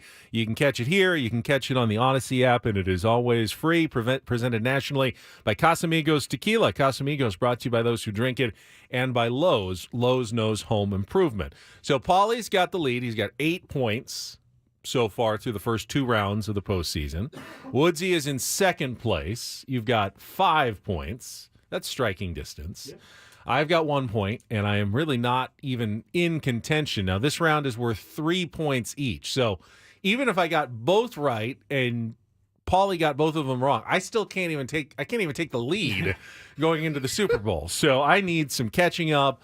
Paulie, because you're ahead, you will go first on the first game selection, then Woods, then me. It is the AFC Championship, the Baltimore Ravens hosting the Kansas City Chiefs. And what's the current line that we're going with? 4? I've got the line at Baltimore -4. 4 for the Ravens. So you can go either way on this one. Home team, Chiefs. What are you going to pick, Paulie? Oh, I am pretty confident in this one. And there's probably a part of me that's betting with my heart here because I'm just so over the Kansas City Chiefs. I don't need to see them in the Super Bowl again. I don't need to see Patrick Mahomes. As a Swiftie, I'm surprised. I'm very surprised. Love her. Can't stand Travis Kelce. I don't need to see Jason Kelce. She's not shirtless. good enough. He's People not good acted enough like Jason for her. Kelce was the first person to ever take his shirt off at a football game. Jesus God. All right, well, I'm over it. You don't think he's a good fit for her? Oh, I think he's a tool. Wow, I'm surprised. We've talked about this. You also think that? I think he's fine. I have audio I can find of you hating Travis Kelce. I don't hate him. I don't hate anybody. I don't hate him, but I think she can do better. Oh, yeah. I kind of like them together. I've said that before. I kind of like them together. I don't It get doesn't it. matter. What's your pick? Anyways, I'm going to go with Baltimore, not just because I want the Chiefs season to end, but I do think Lamar Jackson is just that dude. He is so fun to watch. Okay. I think them at home, their defense is good enough to hang with the Chiefs. I think Lamar Jackson takes over like he did last week. I will take Baltimore -4. Woodsy? So, I mean, I obviously need to pick the opposite. You don't need to. You're only 3 points back. No. You can pick the opposite on the other game, or you can just be down 3 going into the Super Bowl, pick the opposite there, and still win. True. If you stay within striking distance. All right, then I'm going to take the Ravens as well, -4. Thank God, because I need to make up ground on both of you, which even though I kind of agree, and I keep expecting the Chiefs to be the team that we watched in the regular season. It was a very, at least for the Chiefs, a mediocre team in the regular season. They've been undeniably really good the last 2 weeks. It was really good last week. I guess I will hope that Chiefs team shows up one Not more a bad time. pick, getting points. And, we've known the history of playoff success has not been terrific for Lamar Jackson.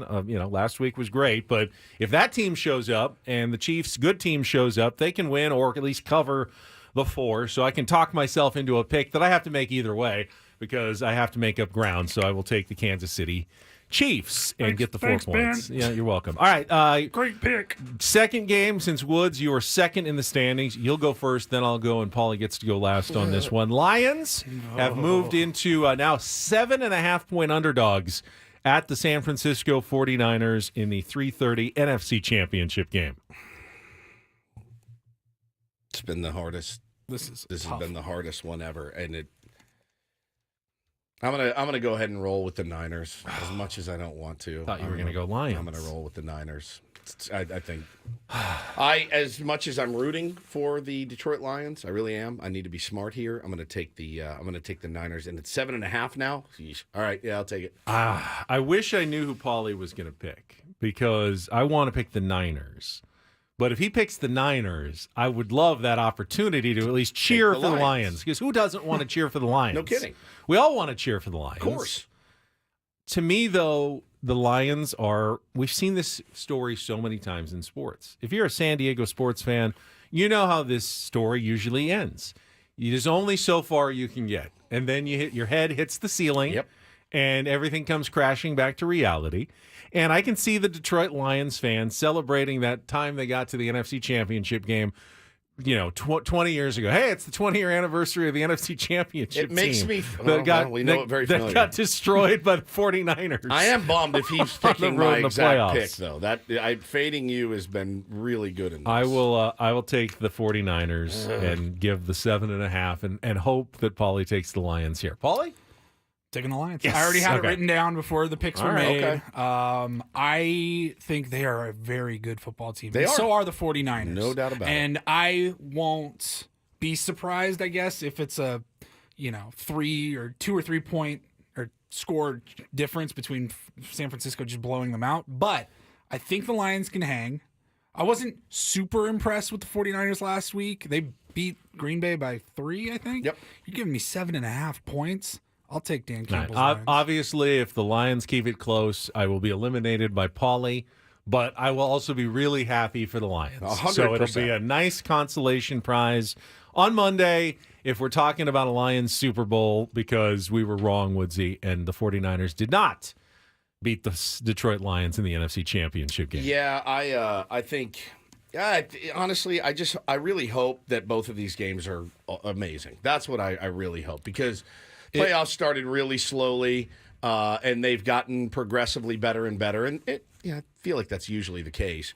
But there's potential. I feel like there's potential in both of these games for a blowout, and that's not what I want. It made it a little bit easier to pick the Niners with Deebo Samuel returning to practice yesterday. Yeah. I know a lot of people think that it may be a bit of a decoy, and he's not going to be the key member of the offense that he has been because of the shoulder injury. They got enough, though. They have enough without They Deebo. do, but he is certainly a weapon. My God, dude, just Purdy to Kittle and then Purdy to McCaffrey gets it done.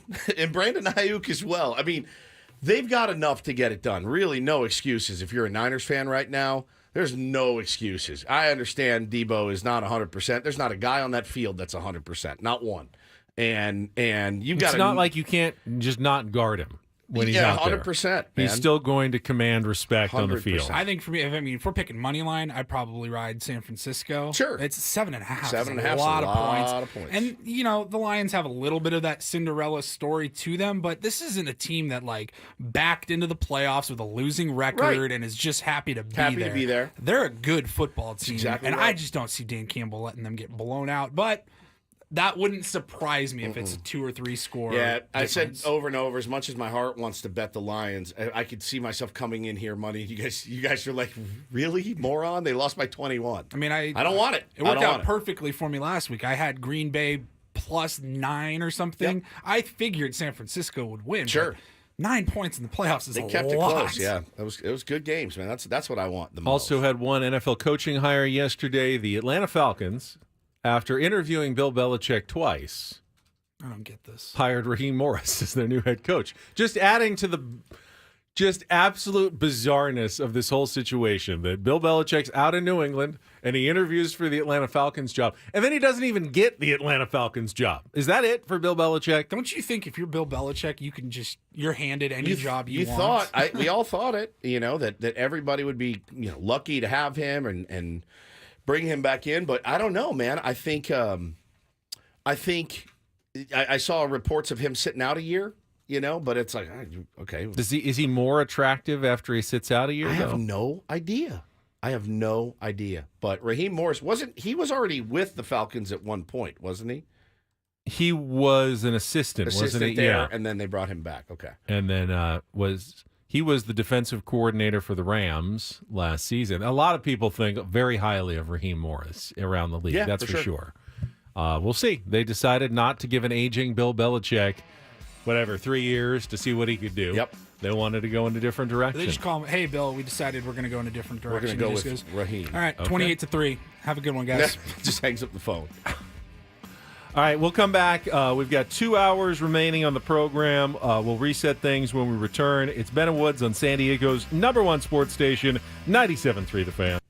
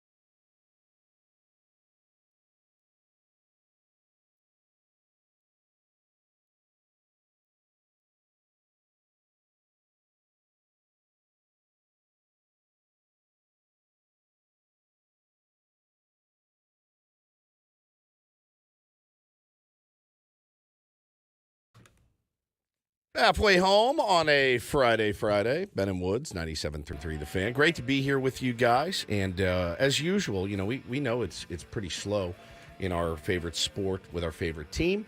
Do appreciate you guys hanging in and checking in, being on the YouTube feed. The chat is just massively active. I don't know what you deviants do all day, but many of you have 4 hours to spend in a YouTube chat, and that will forever blow my mind.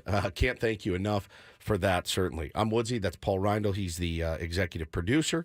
Benjamin Higgins, your friendly neighborhood sports anchor, joins us as well. Maybe we're to blame for the slow baseball offseason. Everybody's just in the chat, and no one's getting any signings done right now. AJ Preller's not in the chat. He might be. That would be weirder than hell. Let's look at some of the names. Who could be AJ Preller? Do we know everybody in this chat? Pretty much. Jose Francisco Jr. Could that be AJ Preller's pseudonym? I guess it could be. On the chat? I guess it could be. Would he be a gold member, or do you think he'd just be lurking as a non-gold member? Lurking as a non-gold, certainly. James, that's very nondescript. Cody, any of these could be AJ Preller out there in our chat. SD Fritz wants to know what's the name of the lead-in music at 8 a.m. That is Space Hog in the Meantime. And is our Friday song. Michael says, I'm AJ Preller in our chat. Balsamic Vinny says, I'm AJ Preller. What? Get to work. No, I'm AJ Preller. Get busy. Get busy living or get busy dying, as the great Red said. We did finally get that Jeff Passan article printed out to tell us where everybody's going to sign. Spoiler alert, he didn't actually say where everyone was going to sign. The old media trick. But he did make an interesting comparison between the 2018 offseason and the 2024 offseason. And 2018 was also a offseason. If you'll remember, wasn't that our first offseason together as a show? Yeah. And it was also notoriously slow. Nothing was going on. It was dragging along, and all the big names were still available with 3 weeks to go before spring training. And just like this offseason. 2018 into 2019. Yeah. And just like this offseason, the top names available were all Scott Boras clients. Back then, it was Eric Hosmer, J.D. Martinez, Jake Arrieta, and Mike Moustakas were the big names available, and they were all top-notch Scott Boras clients who all went on to incredible things the rest of their careers. That's not a warning sign not to overpay for some Scott Boras clients. I don't know what is. Just to be clear, that was the offseason. Like, we started at the end of March. That was the offseason right before we started. Right before we started. Our first full offseason would have been 19. after the 2018 season into 2019 spring training. That was when Manny Machado signed here in February, I believe.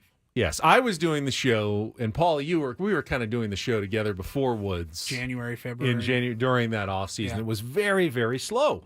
And it was largely because, like this year with Blake Snell, Cody Bellinger, Jordan Montgomery, Matt Chapman, the big remaining names are all represented by Scott Boras. Now, I saw somebody tweet yesterday, I'm tired of seeing people blame Scott Boras for this. This is not a Scott Boras problem. This is an owner problem. And we being Padres fans, we've seen our fair share of Scott Boras clients come through here. And I think we'd made the joke before. You never want to be the organization that Scott Boras says, I love those guys. I love them. I love them. Oh. And he said that a few times. He said that a few times. We have definitely shelled out a lot of dough for some, I'd say some underperformance, certainly, for a couple of his players. But, I don't necessarily...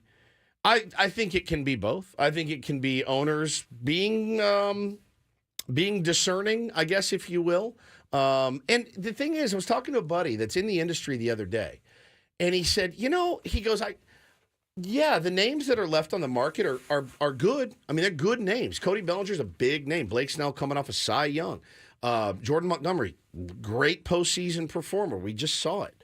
He said, are you telling me that there's not a major question mark with any and all of those guys? And I thought about it, and I go, I mean, you could say that about damn near every free agent. Shohei Ohtani has question marks around him, right?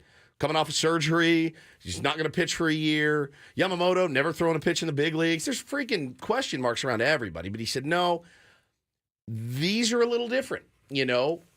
knowing what people know about Blake, knowing what people know about Cody, knowing what people know about Jordan Montgomery, you can almost understand why owners are a little bit hesitant and maybe more apt to wait things out. Now, as an owner, if I thought Cody Bellinger was going to make my team better and I had the funds to do it, I would probably do it, especially since there's a massive need for it. I did get an interesting text again from somebody in the industry the other day that said, you got to remember, it goes both ways with AJ Preller. His quote was, AJ has not been great when filling for need. You know, not drafting, but signing free agents for need. Like, massive need. And I said, he falls in love with players that he likes their talent. Right. He just wants those players. He wants those players. But then what happens with AJ too is you end up with 9 shortstops because he just loves the player. So there's a little bit, you got to find the fine line, I guess, between both. Look, it stands to reason for all of us. We've all built fantasy baseball teams. We've all played fantasy baseball. When you have a hole, you have a lineup, you have to get out there tonight, and your right fielder goes down the day before. What do you do? You go to the waiver wire and you pick up a right fielder. So he doesn't have a choice. I don't think A.J. Preller, Ben, is going to be like, well, I just really love this guy's talent, and we'll see if he'll work in left or center or first or DH. Like, he's going to have to fill these because of holes and need. If you take out what the Dodgers have done, with the Dodgers spending, if you look at the total spending so far this offseason, it's been record-breaking already because of what the Dodgers have done. Outside of that, though, I'm trying to find the biggest deals. Jung-Ho Lee, $113 million to the Giants. Josh Hader, $95 million to the Astros. Aaron Nola, very early on, got the extension, the re-signing with the Phillies for 7 years, $172 million. And then it really drops off. And there's a bunch of guys who have gotten between, like $20 to $40 million anywhere.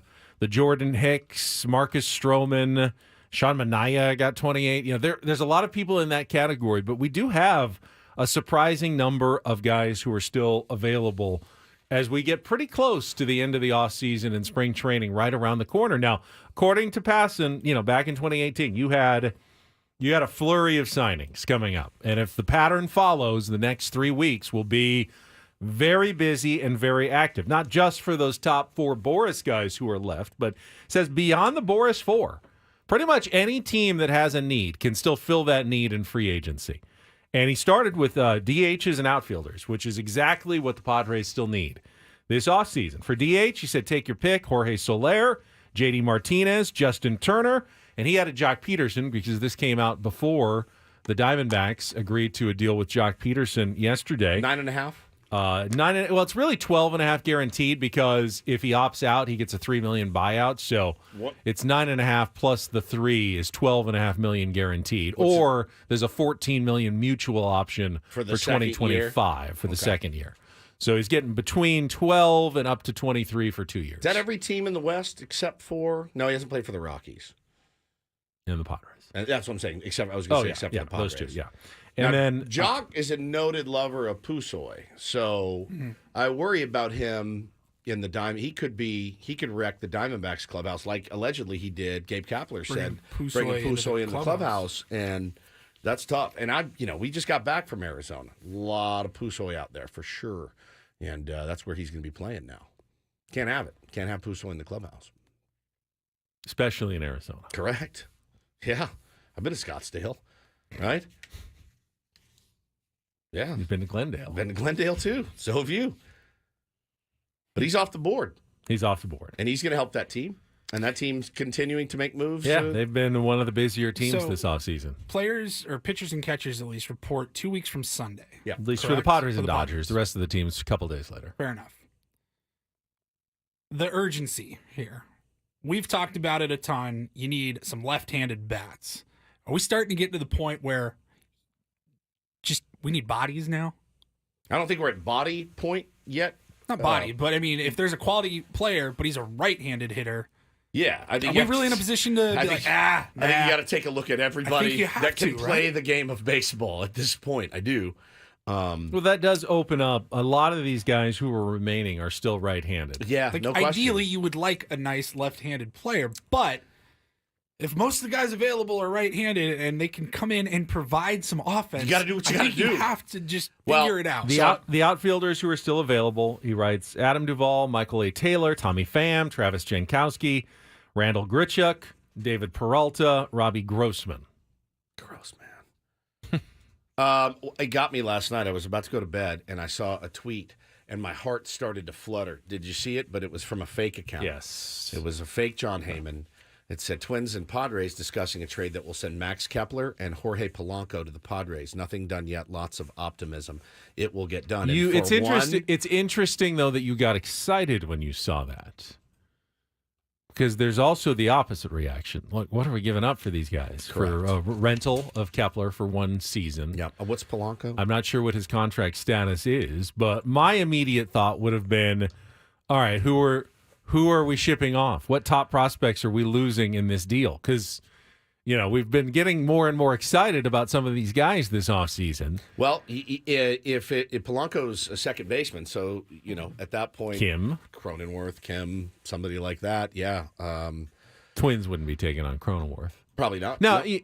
even these fake accounts that, that's not real news, but they know what moves the needle. They know what seems to make sense for fan bases when at least they put those out there. And the reason it's out there is because there is some logic to that discussion between the Padres and the Twins making a deal along those lines. You wouldn't have been floored. No. That's why you saw that. That's why I saw it. It made my heart flutter a little bit. It makes some sense. The question is, what would you give up in Correct. a deal like that? Correct. I signed a 5-year, $25 million contract with the Twins in 24, Polanco will get a base salary of 10. Why are we talking about a fake trade? I don't know. But at 10-5, he makes 10-5 a year. But it's not a real trade. So it got me excited, though. You know what I like? I like action. That's what I like. I want a trade to go down so that we can come in and break it down and talk about it and take phone calls about it. It's action, Benny. So if you're willing to look at right-handers, Paulie, do you want Tommy Pham back? Yes. 100%. You both are quick yeses heartbeat. on Tommy Pham. Well, he's not going to stay in Arizona because him and Jock Peterson beat the crap out of each other. And if Tommy catches Jock messing around with Pusoy in the clubhouse, Tommy may be on board with that. But Tommy is not going to like that. I know he's a polarizing figure here in San Diego, and he did not live up to what we hoped he would in his 2 years here. Nobody does. Nobody ever does. He was a good player before he got here. He was a good player after. He was a good player after. Yep. I believe that there is a good player in there somewhere, and I would love to see him. Him and Schilt are super tight. Yeah, I was just going to say. Super tight. And the odds are really low that he would get stabbed again if he came here. I mean, really low. That was a pretty freak thing. It was a freak accident. Didn't happen to him in Arizona. I don't know if it was an accident. It was an accident. He's a dog. That's a guy you want on your team. We're stretching the definition of accident here. Well, he didn't purposefully get stabbed. No, but he didn't fall on a knife. I'll give you that. He was in that situation. Correct. Didn't do anything illegal. He did not successfully extricate himself from the situation in order to not get stabbed. Thing that you did. And I didn't get last Wednesday. And I didn't get stabbed. Could have. I didn't even come close to Put getting yourself stabbed. in that situation. Didn't even come close. As far as you know. As far as I know. As far as you know. Adam Duvall's not a name I had heard much about in this offseason. Had a 1.6 WAR season last year, 247, 21 home runs. Another right-hander, of course. I mean, if we're looking at right-handers now, I've kind of dismissed it most offseason thinking, all right, they can't have any more right-handers. We need left-handers. But there aren't a lot of exciting lefties available on the market right now. So if we're looking at right-handers, Tommy Pham, Adam Duvall, there's certainly names that you could look at if you're going to go that direction. JD Martinez for the DH spot is a name I keep seeing thrown around. Look, I mean, at this point, like Paulie said, got to be open. Randall Grichuk's another righty. Yep, got to be open to looking at anybody at this point. It may not be ideal, but got to do something. Now, the Dodgers are mostly right-handed in their I know they just added Paxton, but they're mostly right-handed, so match up nicely against the Pods, but Dodgers aren't who you're worried about. Do we have a specific number that the Padres are believed to have to spend, or at least before they get to the CBT here? I've heard anywhere from 20 to 38 is kind of the range. Now, and then you got to look at how many players do they absolutely need? 4, 6. Yeah. The only specific mention of the Padres by Jeff Passan was the San Diego Padres could spend some. And that's as specific as he got. But some meaning $1 million? It's an idea that there's still the expectation that the Padres will go out and add to the payroll before the season starts. They do not have a choice. The payroll will be added to because there is no choice. Whether it could be added to in trade as well. Sure. It doesn't have to be in free agency. But they you still have, you have to, that's money that you're incurring. If you trade for a guy making $10 million, you're going to have, correct. You're going to incur some of that. If you're trading prospects. We're not in a situation, though, where we have 9 guys on the field and you're just not comfortable with like 3 or 4 of them. Correct. You'd like to, we don't have, the season starts today. Nobody's playing in left or center field. We don't have a DH. I kind of want to know, what direction do Padres fans want A.J. Preller to go in at this point? Are you feeling the desperation that it's just any port in a storm right now? Anyone who can play outfield and give you a half-decent offense at this point is worth kicking the tires on? Of those names that we brought up, is there one or two that appeals to you more? Are you yes on Tommy Pham? Or you go, we've been down that road before, I don't want to go down that road again? Why don't you give us a call, 833-288-0973, 833-288-0973. We can get some of your opinions on the Padres situation based on the names that are left in the free agent class here in 2024 now. Coming up next after a check of traffic on 97.3 The Fan.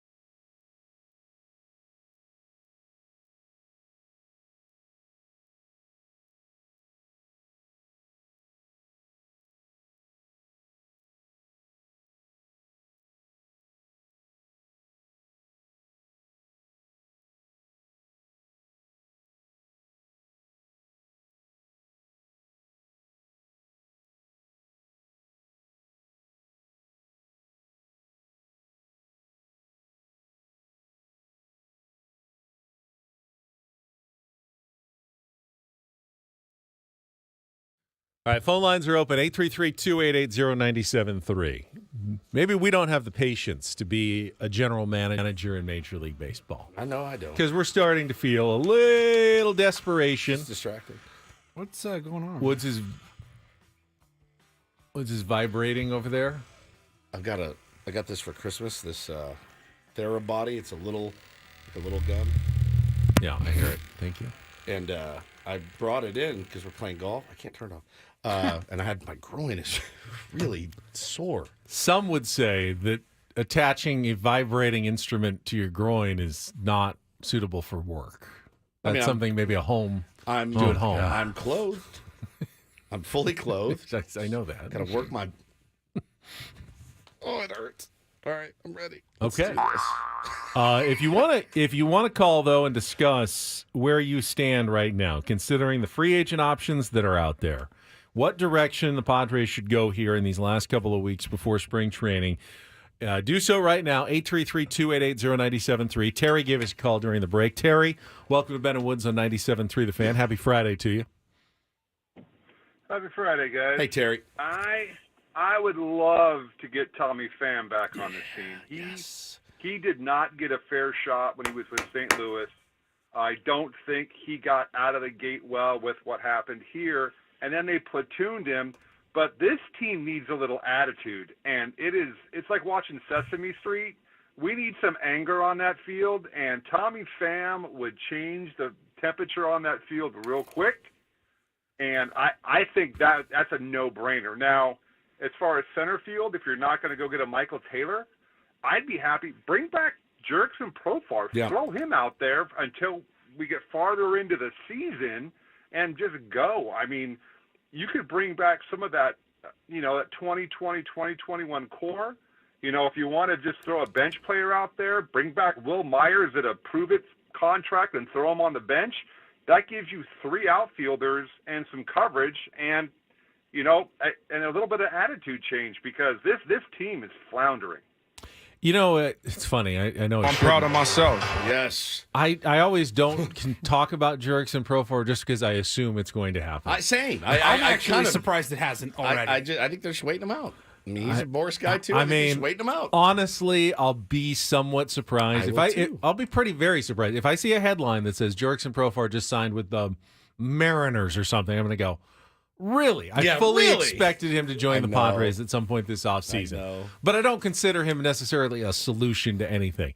So Terry made the point that Tommy Pham's attitude would be well needed, and that makes a lot of sense. I don't do Muay Thai, Kung Fu, and box for no reason.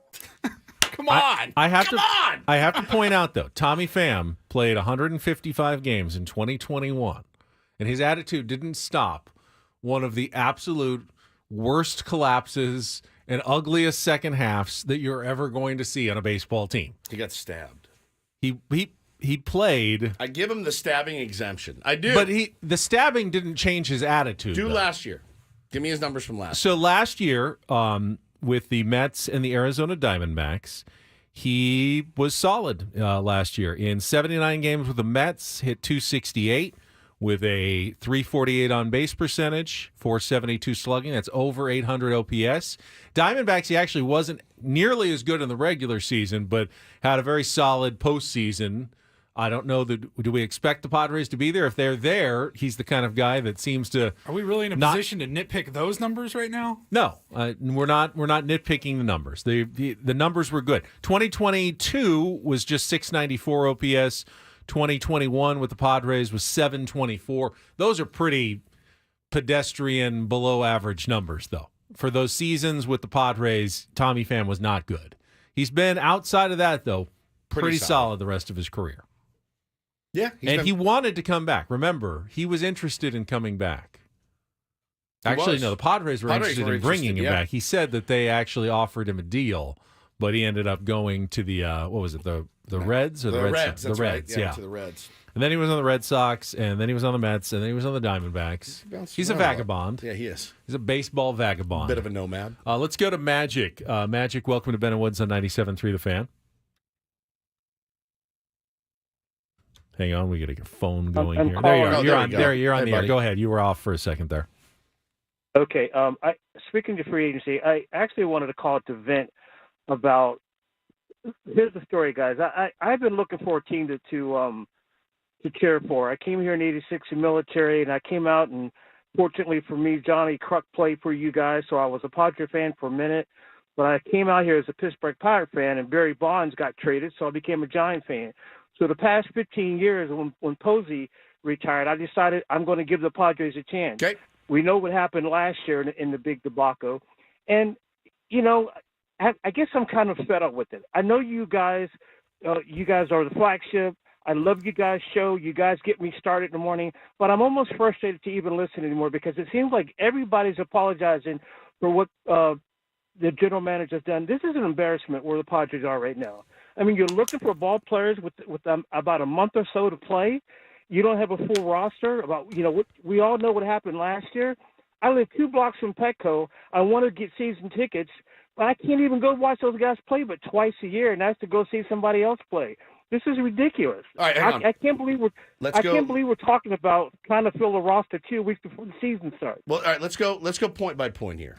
So he's the Tommy Pham of fan. He's had many different teams. You're looking for a home, basically, is what I hear you saying. And I think obviously the flagship narrative makes me insane. It's like the most tired thing of all. AJ Preller has not done a great job in his tenure here as the general manager of the San Diego Padres. Been some really interesting moves, been some savvy moves, been some absolute dog-ass moves, period. And I think he'd be a fool to tell you, no, all my moves have been good.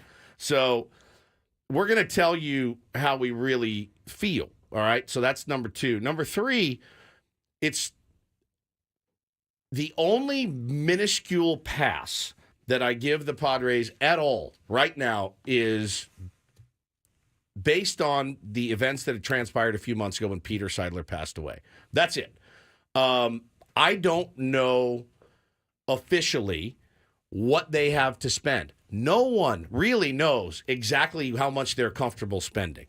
I don't necessarily even know if they know how comfortable they are spending right now. I have no idea. I don't want to speculate that they have $50 million and then break your heart magic when they don't go out and spend it. I also know that it's not super uncommon for teams to have a few holes. Now, the roster, I think, I don't know enough about the other 29 teams, Ben, to go, well, the Cubs need this, and the Marlins haven't spent a nickel in free agency yet. So it's not super uncommon. It's more of just kind of what the market is doing right now. Believe you me, every one of us in here, if they signed Cody Bellinger and they went out and signed Jordan Montgomery and they went out and re-signed Blake Snell, we'd be elated. I think that'd be kick-ass if they did. And Magic, I think you're fair. If you want to wait and see what moves they make before you want to commit to season tickets or commit your fandom, absolutely fair. And A.J. Preller has not done his job yet. He has not put together a roster for this season yet. But that is not – his job is not to put together a roster on January 26th or even necessarily on February 11th when pitchers and catchers report – or even on February 27th. His job is to put together a roster for opening day. And by the way, that's even just part of the job because it continues to evolve.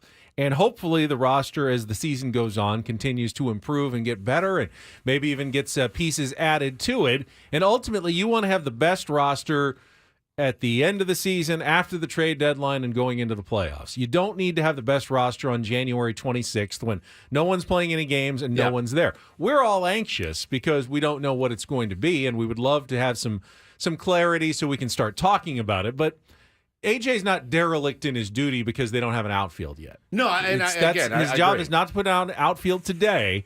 We see what the outfield looks like on opening day. We see what it looks like on May 1st, on June 1st, on July 1st, and how it's performing and how he then reacts to it, who he brings up, who he acquires in a trade. It's a job where there's only mileposts, and you evaluate as you go past a milepost. And at this current milepost on January 26th, it doesn't look good. It doesn't look that good. No. But it's not one of the more important mileposts in how you look on January 26th. Yeah, for sure. So February 11th will be a call. milepost. Opening day will be a milepost. Halfway through the season, You evaluate as you go, and we evaluate A.J. Preller as we go. And right now, hasn't done his job yet. But I would think he would also say, obviously, I haven't done my job yet. Not done. Yeah, not done. Problem is, and I think Magic is like a lot of Padre fans right now, somebody needs a voice of reason to come on and say, just relax. We're good. We're good. No one's talking. No one's talking right now. It is as tight-lipped as I can remember it in my 6 years of covering the team. It's as tight-lipped as I've ever heard it. No one's talking. Can't get blood from a stone. I wish I could. I can't. They were also tight-lipped the last few years. Around the offseason? Around the offseason. Yeah. And honestly, they set expectations low many years. Yeah, they did. And then they signed Manny Machado, and we were surprised the other way. So I will be patient. I feel like Magic, though, I think we all do, until they have some clarity and some definition as to what the lineup looks like, we're going to be nervous about it. All right, let's keep those phone lines open, 833-288-0973. Come back with more Bennett Woods talking Padres here on 97.3 The Fan.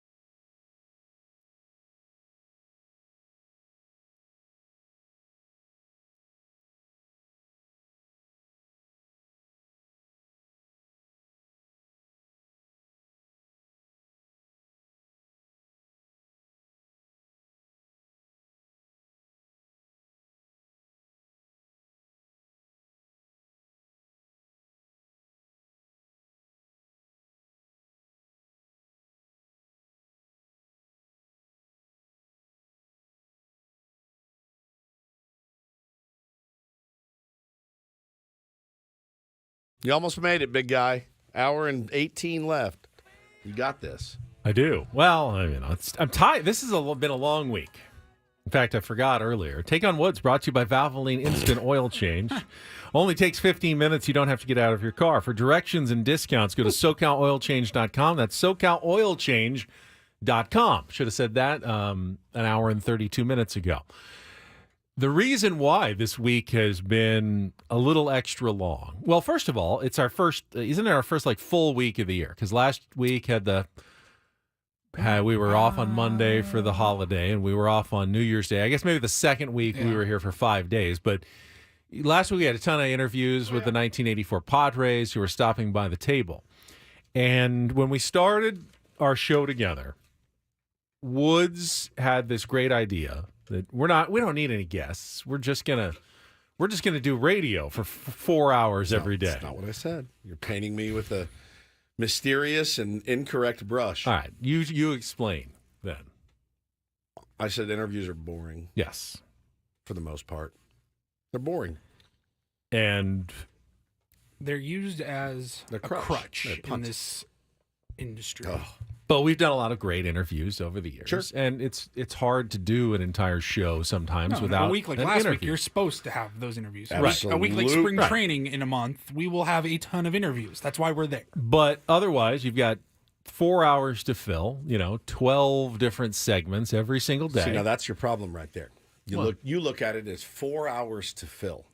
I look at it as 4 hours we get to entertain. We have the blank canvas. We can do whatever we want with it. And I love entertaining, especially when we get to talk Padres baseball and what's going on. There's not a lot. But the Padres haven't been helping us out with a lot of new stuff. We had the what the hell would we have to talk about with AJ Casville today? we had the promotional calendar. We talked about it earlier, so we didn't have anything. But this is, I believe, the first week in show history that we have not. In fact, this may be the first week in San Diego sports radio show history. Like any show in the history, and I've listened to sports talk my entire life. So, 40 plus years since the format started back at the old 690. And I don't know that any show that's been on for 5 days, 4 hours a day for an entire week has gone an entire 5 days. We did not have one interview on this week. Not one. You're taking a bow. Absolutely, man. I'm proud of you, Ben. You did it. Yeah, you did it. We haven't done it yet. We still have an hour and 15 minutes He left. could absolutely snap at any second. But we didn't. We talked about it every single day. Like, is there anyone we want to bring on to talk about this or that? And every single time, the answer was simply, what was the biggest story? Not this week? really. Jim Harbaugh signing with the Chargers. Right. Did you want us to get the Chargers beat Not writer really. on? We talked about it ourselves, but we did. didn't really need that extra insight on anything. So we've gone the entire week. We did try to get Adam Jones on. Didn't end up working out. He was he's in Baltimore.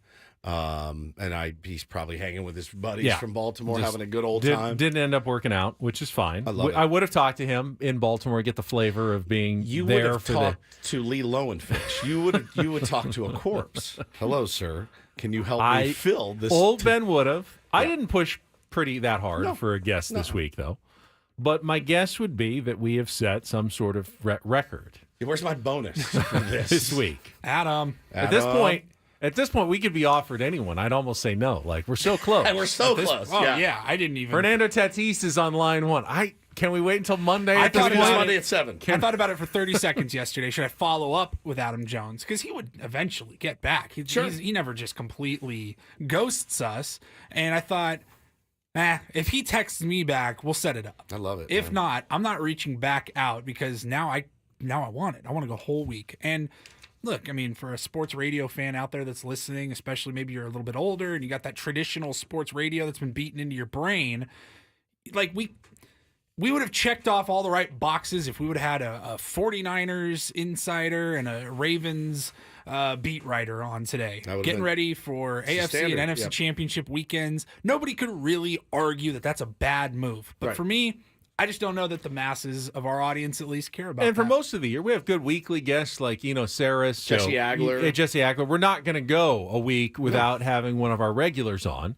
But this week, we have no regulars right now, and we ended up deciding there's no one that we really feel like we need to talk to at this moment. Exactly right. So we're 4 days, 3 hours, or 2 hours and 47 minutes into this. Feels good. And it's not a single guest this week, which is like odd. living on it is the odd. edge. Living on the edge a little We bit. do have the results in from the Yes. poll we talked about, the survey from Dennis Linden and the Athletic on the Padres, though. Can you call those up? Yes, I and can. we'll get to some of the results of what you all thought out there. Some delusion in there, I think. After a check of traffic here on 97.3 The Fan. From the 97.3 The Fan Traffic Center, here's Kelly Danick. Traffic is sponsored by Valvoline Instant Drive-Thru Oil Change, a 15-minute instant drive-thru oil change.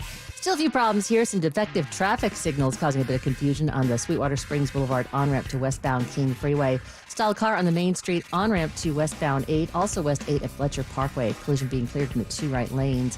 In Rancho Santa Fe, collision blocking lanes. Del Dios Highway at El Camino del Norte. Stop by any of the 30 San Diego Valvoline Instant Drive-Thru Oil Change centers. You don't have to get out of your car. It usually only takes 15 minutes or less. Visit SoCalOilChange.com for discounts and locations nearest you. Valvoline Oil Change centers are open 7 days a week. And Kelly Danick with Ben & Woods, San Diego's #1 sports station, 97.3 The Fan. Some delusion in here at some parts, and then some harsh reality. Dennis Lynn opens his piece in The Athletic saying, a year ago this week, Nelson Cruz turned down more lucrative offers in favor of the $1 million deal with the San Diego Padres. It felt like one of the finishing touches to a breathtaking offseason. In a fan survey conducted around the same time by The Athletic, 57.1% of the respondents believed the big spending Padres were headed in the right direction. 12 months that ensued have been eventful and recently uneventful. Now everything seems uncertain. That includes how fans feel about the franchise. The ambivalence is showing. Among the 1,420 people who took our survey, only 4.9% expressed strong confidence that the Padres are moving in the right direction.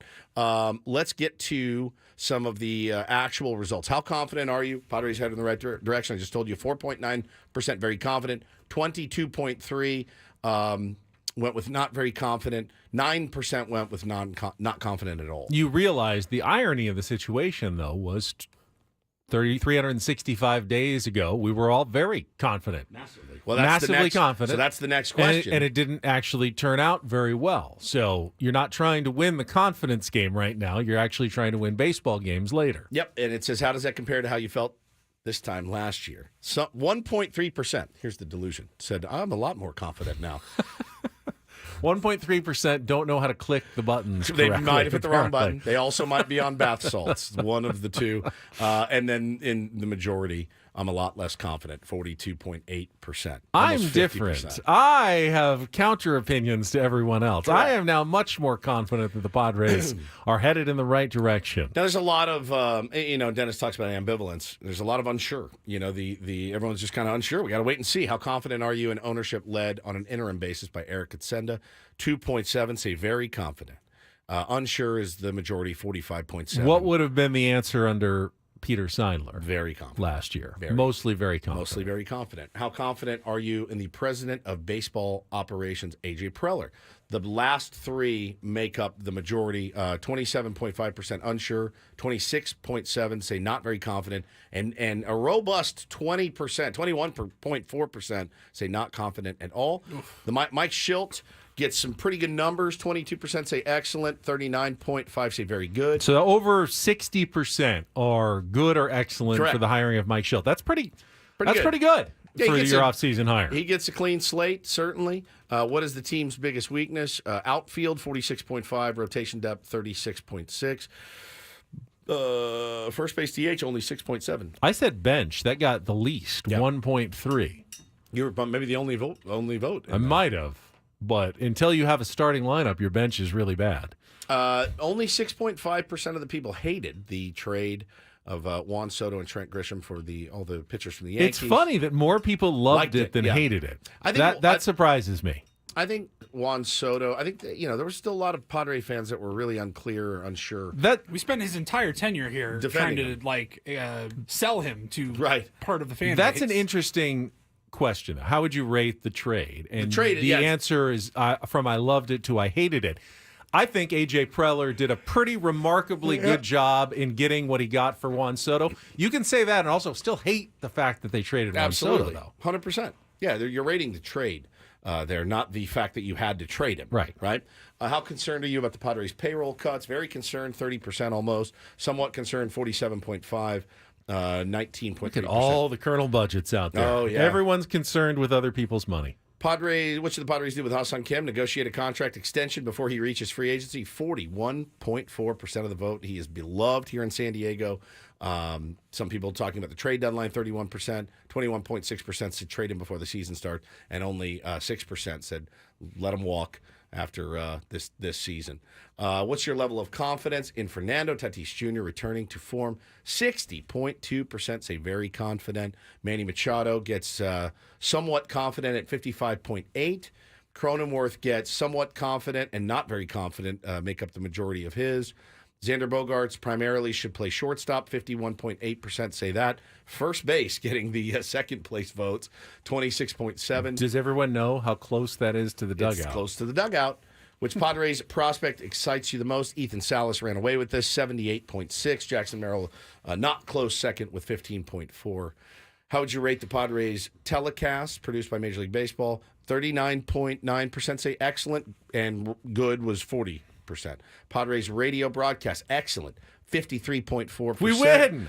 Good, 37%. Fair, 8.6%. Poor, 1%. I think I know who did that. I think I know who voted for that. You know him.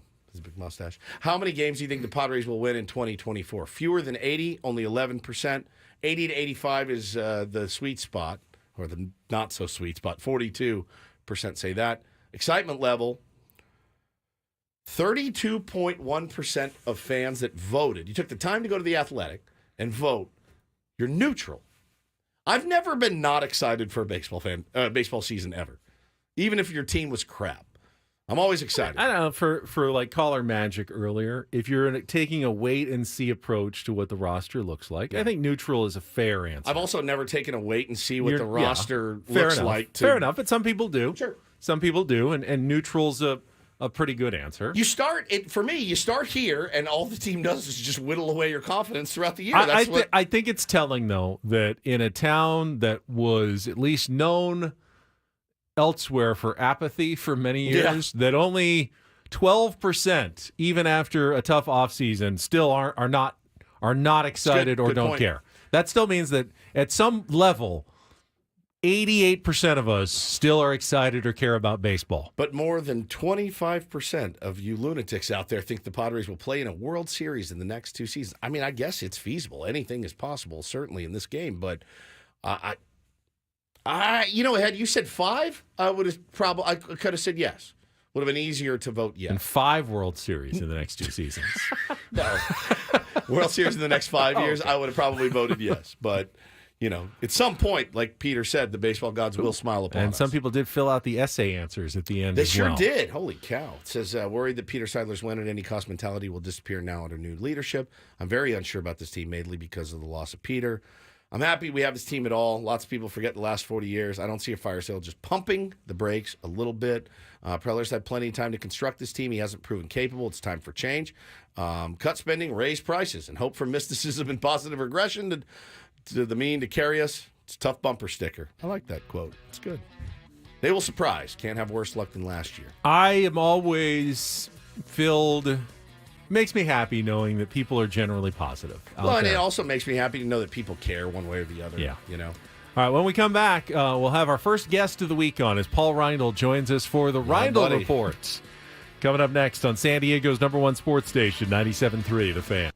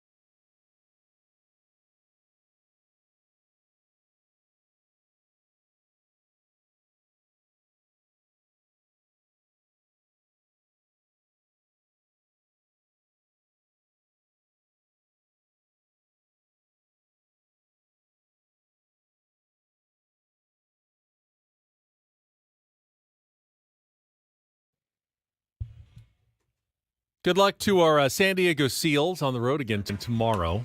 They are in Philadelphia to take on the Wings, Woods, as they continue like this month-long road trip. Coming off a big win last weekend in Albany, New York, against the Firewolves. Good team. Handing them their first loss of the season. 4 goals for both Austin Stotts and Curtis Dixon.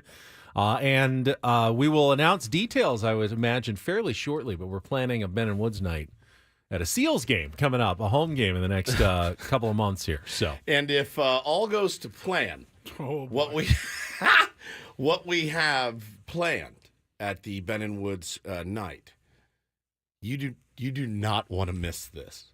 You do not. You want to be there. In the same vein of, really our show on a regular basis, but especially like the Christmas and holiday extravaganza, may not go well for our old friend. What can we make Ben do? Yeah. That's how I hear that. Pretty much. What can we make Ben do at the Seals game? And if this goes off, I mean, you're going to be cemented as a legend in this town. Cemented. But I know there's talk of like a Ben and Woods like section for Tier 1s to sit in and all cheer together during the game. So keep listening for details on that coming up. Might be pulling one of those beloved Tier 1s down onto the field at some point as well. There's all kinds of good stuff that we've got planned right now for Ben and Woods night. But, yeah, we'll let you know when we get more deets on it. And then, of course, tomorrow, final round of the Farmers Insurance Open. It's Saturday ending, so everyone clears the stage for the NFL playoff games on Sunday. And you can just sit around and watch the doubleheader or listen to the games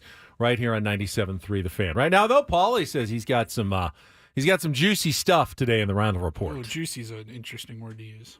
And get things started here with our today's edition of the Reindl Report. Now tuned into the greatest. Welcome to the Reindl Report with Paul Reindl. Hi, Paul. All right. 2 stories from the world of sports that we haven't gotten to yet. We'll start off in Major League Baseball. And 1 story that you didn't know you needed. Are you laughing, biatch? It's the Reindl Report. Hey, Paul, how you doing? Okay, how are you? On 97.3 The Fan. Are you ready to bless the mood? I need some help, please. That was good. Can I get a oh yeah? Oh yeah. All right. Looking in the chat here, Jeter writes, when are y'all spinning the jelly bean wheel? I'm down to do that in the next segment, honestly. Should we shake things up a little bit? Should we make Sam or Craig do it? Honestly, like an initiation, it was a hazing? It was so bad, as entertaining as I'm sure it was for everybody. I dread it now. It made me sick the rest of the day. It's been sitting over there gathering dust for a while. Sure, that'll make them even better. It's been like 2 weeks now. We haven't really initiated Craig into the fold here as a host. Make him spin the wheel.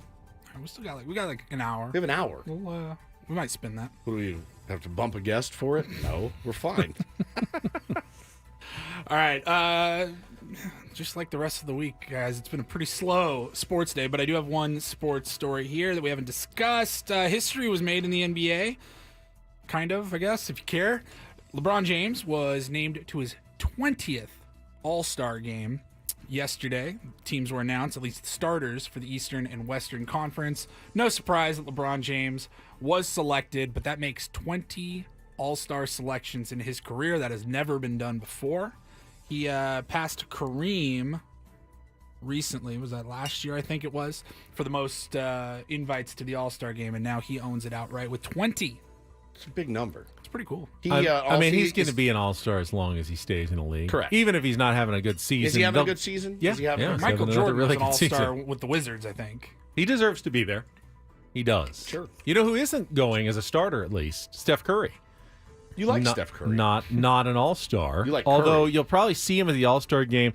I assume this was staged a little bit, but yesterday he was mic'd up before the game and was having a discussion with his teammate Brandon Podziemski, and they were talking about Sabrina Ionescu, who broke Steph's record by making 37 points in the three-point shooting contest at the WNBA. He said, I think I got to challenge her. Everyone's going, all right, this is a setup. When they have the All-Star game, there's going to be Inescu versus Curry 3-point shooting challenge at some point. Yeah. Why I should challenge her. One of those. And I just happen to be wearing a microphone as I bring it up. Yeah. All right, that's it Subtle. for sports. Congrats, LeBron. Yeah, congratulations. Okay, earlier this They won morning, last night, actually. Nobody cares. Dave Roberts, that's it. Earlier He was this at the golf morning, tournament yesterday. and I don't remember what led us to this, but Ben was talking about how this was a story on our show years ago, like back at the old station. You were getting the checks for Ben Higgins, which makes sense because that's your name. It's your name. The Bachelor. And you worked for the radio company that was sending you the checks. Right. Clear channel. Someone obviously just, I'm supposed to send a check to Ben Higgins. They looked in his spreadsheet. Employee, there he is. Ben Higgins checked a box, and it printed out the check, and it sent it to my home address. And it was a lot more than your usual checks were. Quite a bit. Because it was podcast royalties for Ben Higgins, The Bachelor, who had a successful podcast, at least at the time.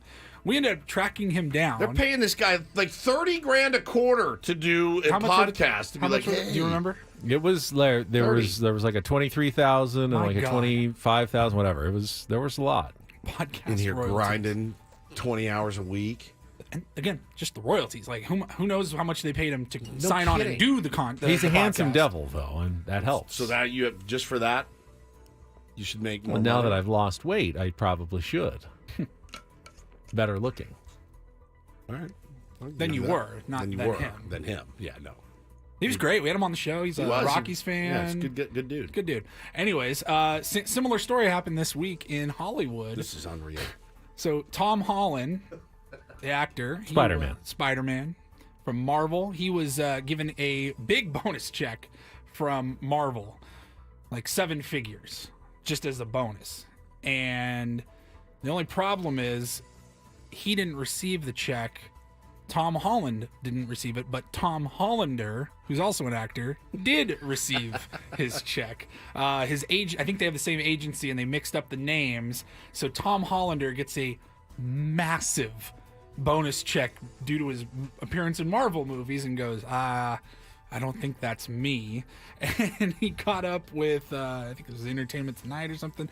Here's a little bit of the audio from this, him trying to explain the situation. Tom Did you Holland. get his pay stub? Is that what I heard? Yeah. It wasn't a pay stub. It was the payment advice you were about to receive. It was that, that you get from your. We had the same agency, and they made a mistake. Were you like, yes? I was. Oh no, I was. I thought, this is weird. I don't think I'm in Avengers, am I? I mean, I've been working a long time. I don't remember doing the Avengers. Oh, wow. And then I felt utterly crushed when I saw how much money he was earning. And he was like 19. Yeah. Yeah. No worries. When the reviews come out for this and he gets mistaken for you, he's going to be crying. He's going to send me some money. Yeah. He's going to send me some Spider-Man money. Yeah, maybe. No, he's not. God bless him. He's brilliant. Tom Hollander was in The White Lotus, and of this last season of it. His character, Was he the guy who worked at the resort? No, who was he? He was the guy that was hired by the husband to take her out on the boat, to charm her. That's right. He's went to that estate He's and an everything. unreal That's villain. right. He deserves the 7-figure royalty check. Not that Tom Holland doesn't. Avengers movies are huge. But for that role alone, he was spectacular in it. Brilliant actor. Loved him. I thought he was a good guy at the beginning. We all did. Turned out he was not. Well, a don't good tell guy. everybody, but everybody, That's right, yeah. Well, you just told maybe they were a villain. I said he was a villain. But yeah. But he was a good actor. That was good. That was a good role. I Brilliant didn't know that was him. Yep, that's Didn't know him. his name was Tom Hollander. I'm learning all sorts of things in the Reindl I Report. still submit that you could have cashed at least one of those checks, and no one would have been the wiser. I mean, Ben Higgins with your address I think on it. Done. the attention though that this has gotten has indicated it probably the jig would have been up pretty quickly. You probably don't have. I don't have the stomach for it either. That would have sucked had they come calling. But you worked for the same company. And they gave you a check. You're like, I just thought I got bonus. I think it would have been hard to prosecute. Like 100%. You just could have said it was a mistake. There was no fraud involved. I wasn't cashing someone else's check. It was my check. It was your made out name with to your me, address. my social security number, my address. It was all on the up and up to me. And I also But at some point, he would have noticed he wasn't getting the money, and he would have asked, and they would have looked into it, and they would have, we sent out the check, it got cashed, and where did it go? Feel like it would have come back to me at some point. So absolutely you gave it up, you gave it back to him. I still submit he should have stroked you $1,000 at least. At least for I would. I think somebody found the my company money. probably The company should have given me a little something for my for honesty. your effort and your honesty. How about a gift card from him? Something. I mean, let's be honest. If you found a bag of cash with $25,000 in it, that was meant to be for Ben Higgins, the Bachelor, and you stumbled across it and said, "Hey, man, this is yours." Wouldn't he duke you like $5,000 or something? Interesting. I don't know. I mean, we know you wouldn't, but I would. If the company accidentally sent me your check and I gave it back to you, I wouldn't expect you to give me anything extra for it. But we know each other. We know each other. It's only for strangers, then? It's for strangers. Yeah, somebody that does a good deed. It's a good deed if I gave you back your money, too. And I wouldn't expect anything. Taking care of people. I wouldn't expect anything. No, I expect to do it with no reward whatsoever. Because I don't want to give rewards either. Yeah, cash it, put it all on red, win double, then walk. Oh, you guys have made a mistake. I only see one potential flaw in that strategy. It's black. Yeah, then you're black is a bad problem there. All right, finally, feels like once a month at least we get a wild story from an airline's passenger. We got another one this week. I'm reading from the New York Post that an American Airlines plane was forced to return to the gate due to a passenger's flatulence. Mm-hmm. Yeah, it was bad. Now, this plane was not already up in the air. They had not taken off yet, but they were prepared to take off, and they had to turn around. This was a flight that was heading from Phoenix, Arizona to Austin, Texas, and users online were kind of telling their story, their side of the story from their point of view. Somebody says, before most people had boarded, I observed that this man was audibly disgruntled about something, perhaps hungover, rough day, I don't know. But as soon as he sat down, he was grumbling something under his breath like, effing hell or something like that. After the majority of the passengers had boarded, he exclaimed, "Oh, you thought that was rude? Well, how about this smell?" And he did it like on purpose. Yeah. Somebody says, I don't know what provoked him, but it's kind of funny to overhear it. It was uncalled for, especially coming from a grown man on an airplane nonetheless. You can't really use it as a weapon. It didn't end there. You know what I mean? Like, you can do it. Everybody does it, but I don't think you can be like, hell yeah. I mean, this guy sounds nuts. At what point, because obviously it's a natural biological process that happens to all of us at some point. At what point does it become your responsibility, though, to rein it in? As soon as you know if it's bad or harmless. Stop. Yeah, but I mean, like, what about, like, beforehand? Like, if you know you're going on a flight... Take some Gas X? Don't eat the chili at the airport terminal or something? I mean, is that on you? Hey, it looked good. Chili I dog was with hungry. broccoli on it? Yeah. Is it...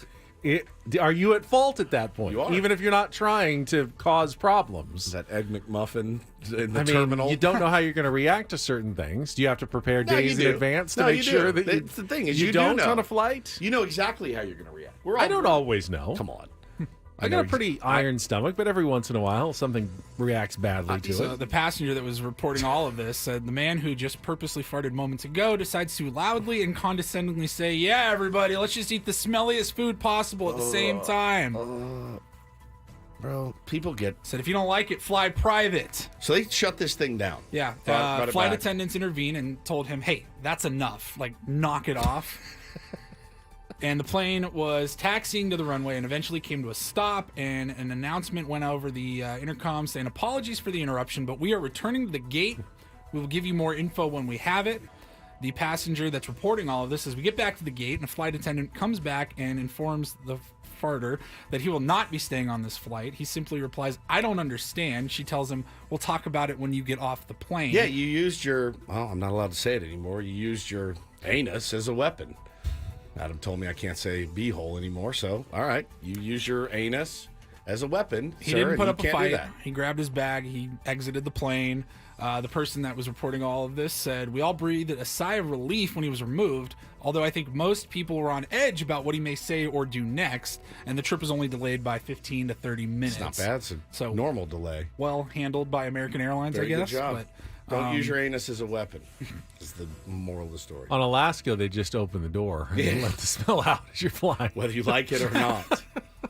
Thank you, Paulie. Did you see that they had a flight that the wheel fell off on the Alaska Airlines? Yeah. I saw Boeing had to, they closed operations for a day to have a company-wide, quality control day. Hey, lug nut tightening sesh. Let's all get in there. Everybody, let's refocus. Let's do this. They've had a lot of issues on airplanes over the last couple of months. Not a fan.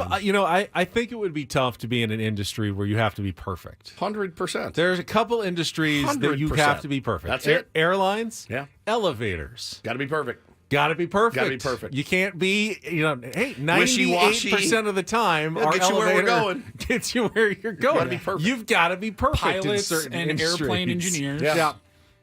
Surgeons, yeah. You know what? no Escalator, room for error. they can be broken all the time. You just walk down. Elevator, it's got to work. Thing about a surgeon though, you can be like, I don't know what happened. Everything went great. You'll never know.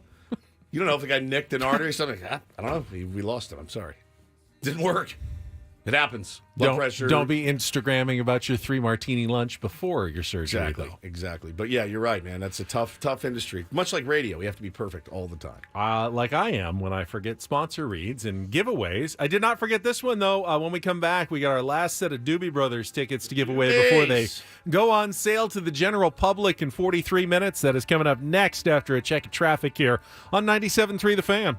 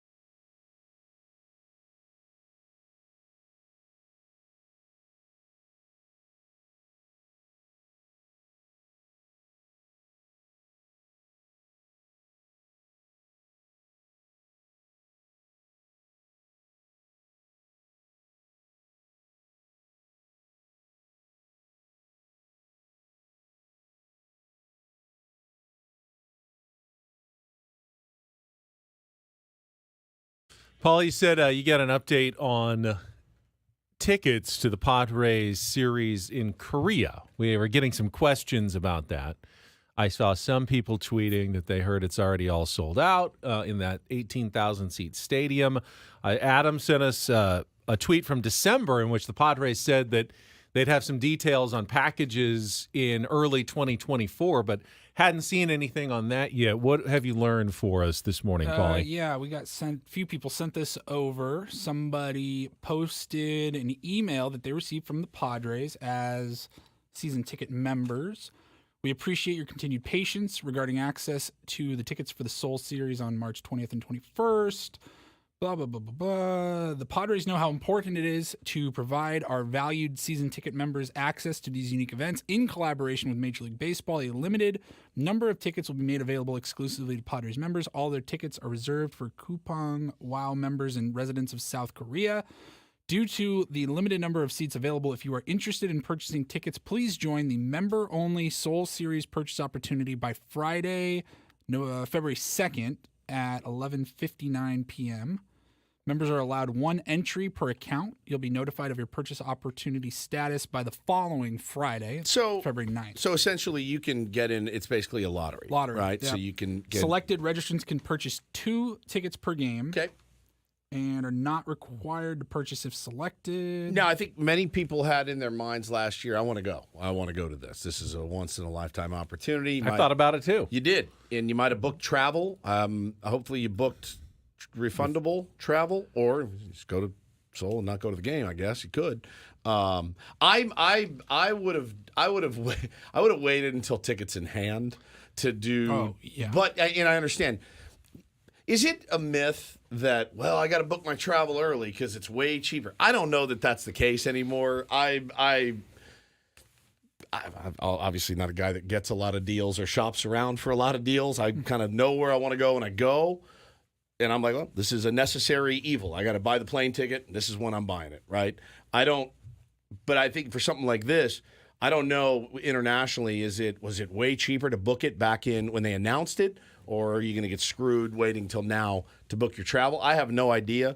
But I would definitely wait till I had the tickets, in my inbox before I booked the trip if I was going to go. And I will say this, don't go in the lottery if you're not going to go. If you don't have any desire to go, you know what I'm saying? Like, yeah, I think your financial situation. Right. Yeah, like if you can swing can't really make this work, and especially if you don't have travel plans and all that already figured out. If you're not really going to buy them, I agree. Don't do that. This is maybe corporate and sellout Ben saying this, but at least you admit it.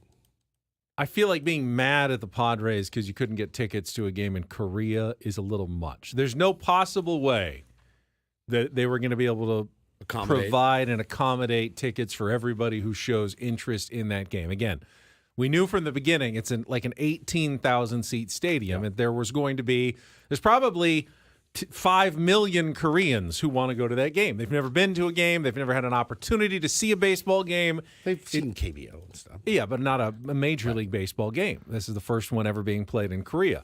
So tickets even there are going to, I'm sure, be incredibly difficult to come by. I'm guessing the two teams do have a limited number that are kind of set aside for their usage, but in no way will the Padres or the Dodgers be able to accommodate everyone anywhere close to the number of fans who would be interested in making that trip and going to the game. Now, It's just impossible. Charisma says in the chat, I'll be finding a place in Korea to watch the game, LOL. So Charisma, call in, 833-288-0973. Charisma speaks for a lot of Padres fans. She's very active and engaged in all this. But, I think Jeff says if we have a watch party, dibs on sitting next to Ben. I think we are going to do that.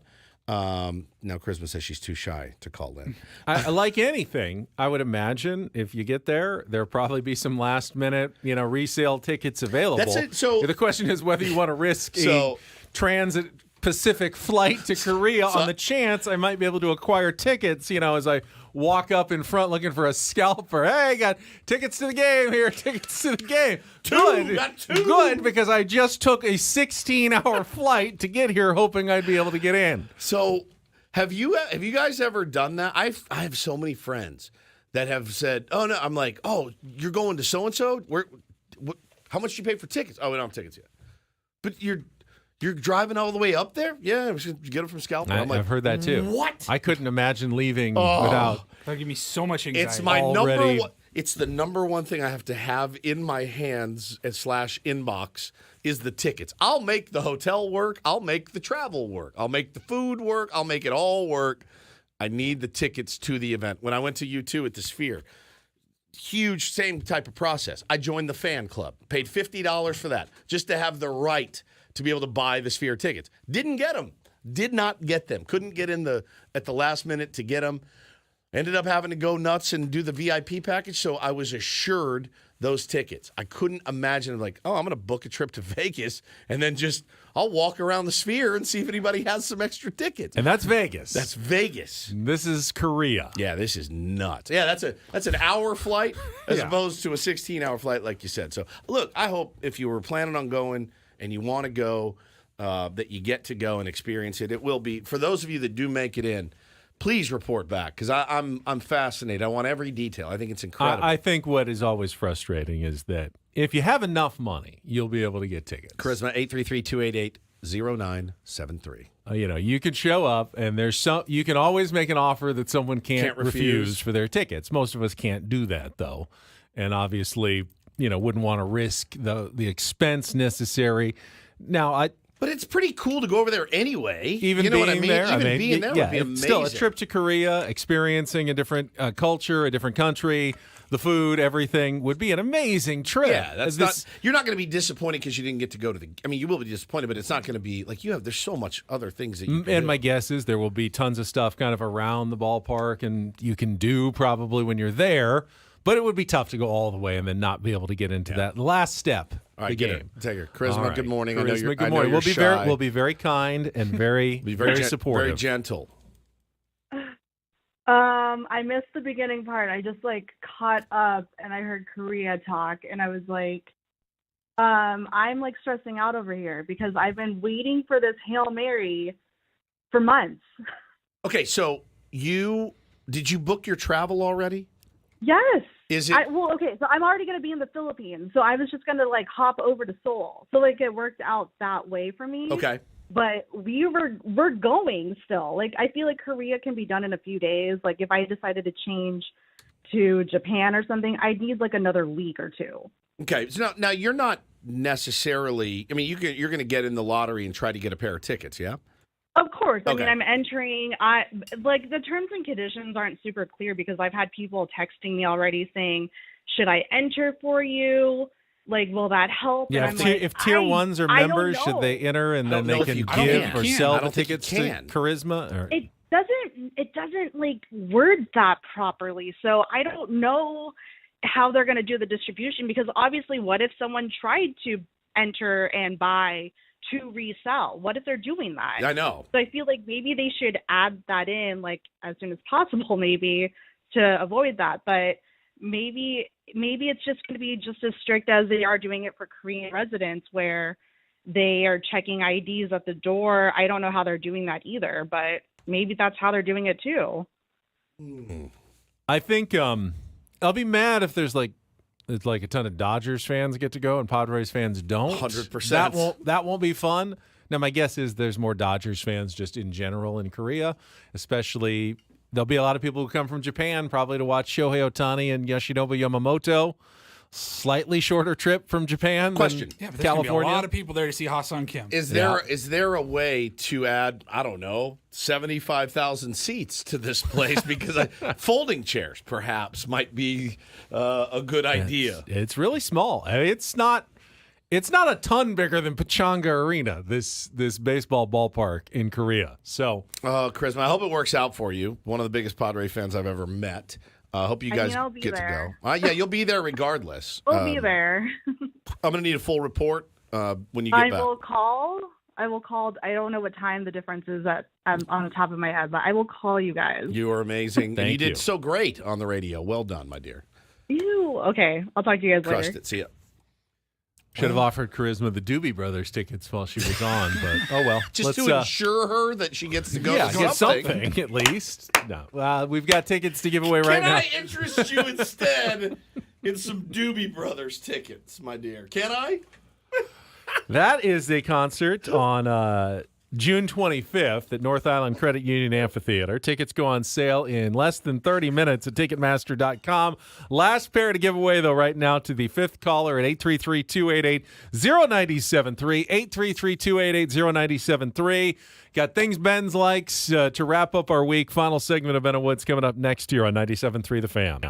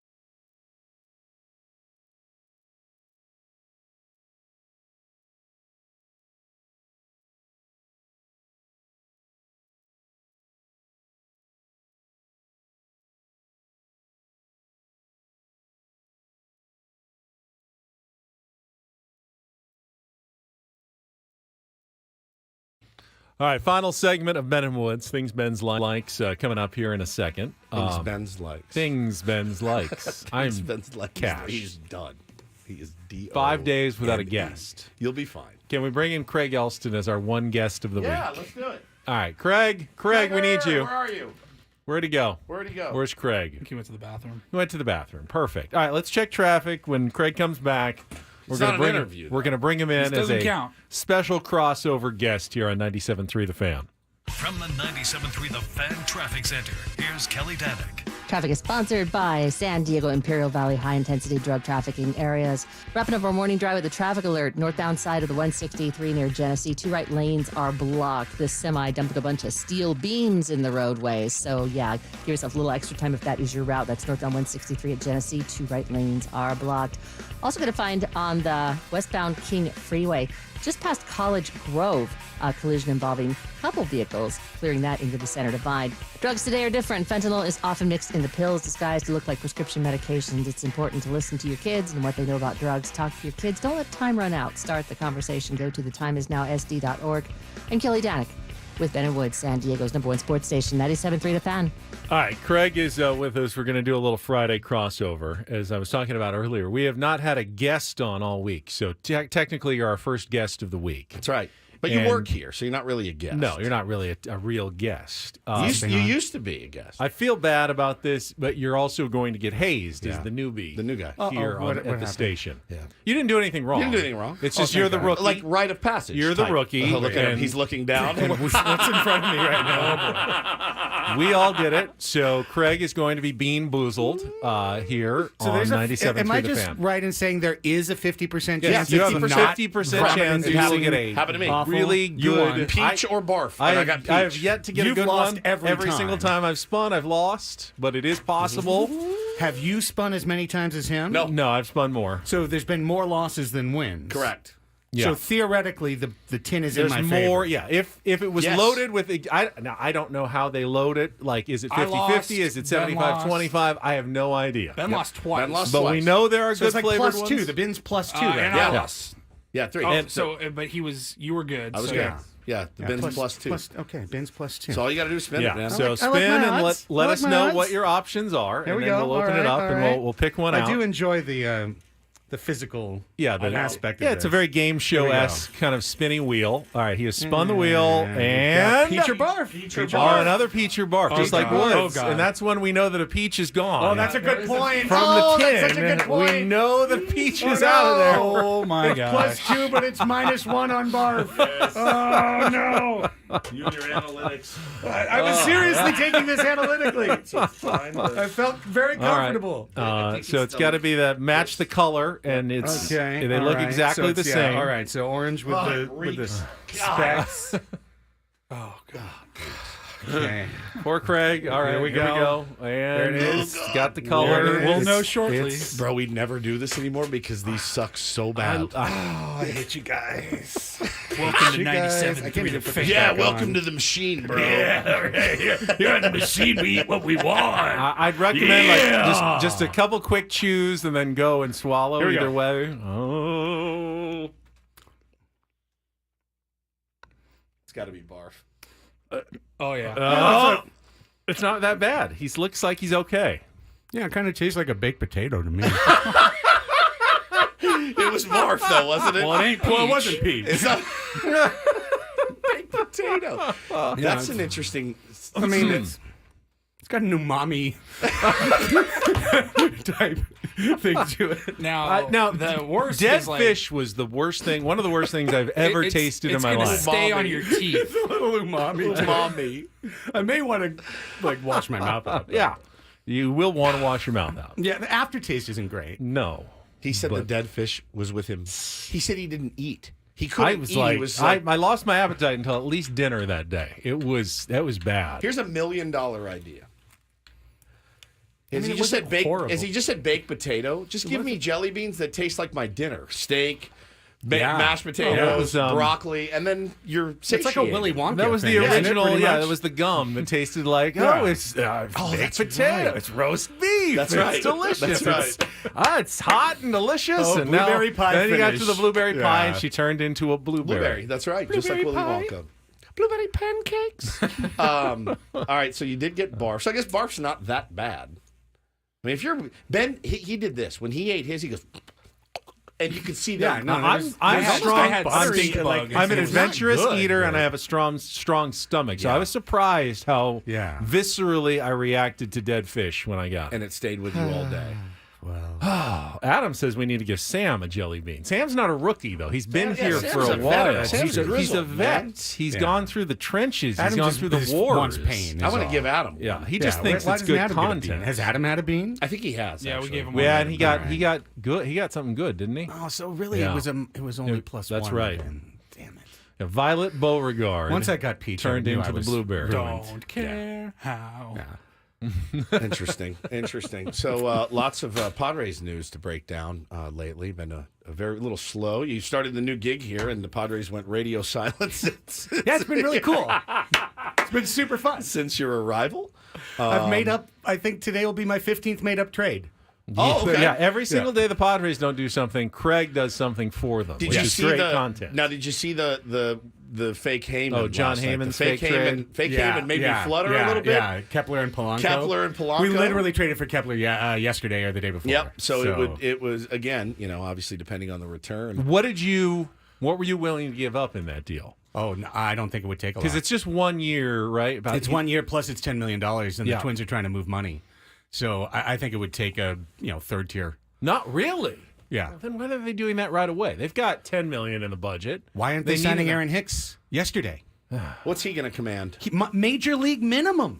The Yankees pay him $10 million the next 2 years. That's right.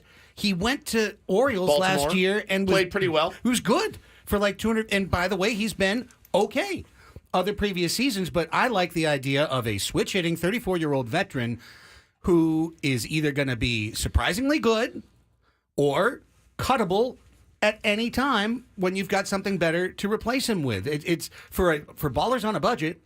Like, give me Aaron Hicks today. When what's different is last year when the Matt Carpenter and the Nelson Cruz signings didn't work out, there was the expectation, though, that you were signing something good. Right now, there's no expectation of anything in the outfield. So anything you get is kind of like added value at this point. Yeah.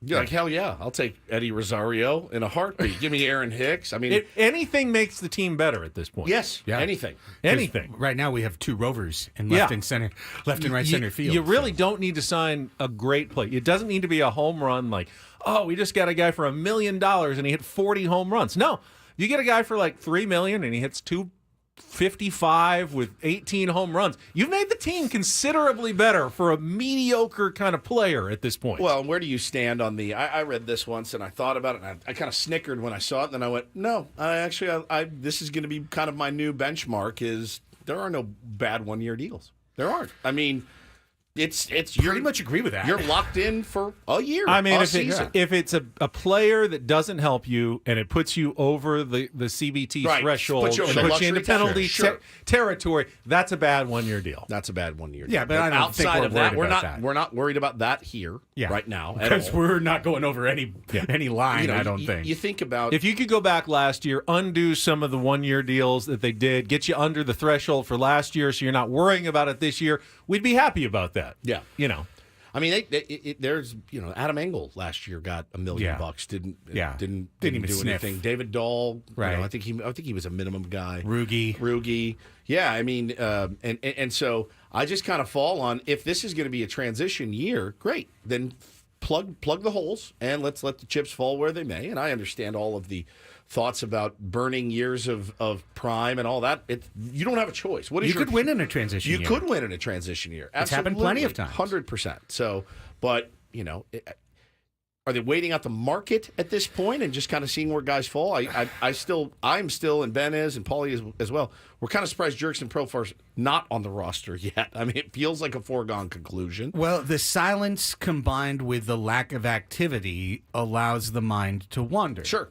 Right? In terms of, is there urgency to do anything? Is there no money at all? Are they counting toilet paper right now? And so they're like, oh, that $1 million deal. I'm sorry, buddy. That's a little too much. But I'm going to go back to something Kyle Glazer said to you guys, and I just couldn't agree with it more.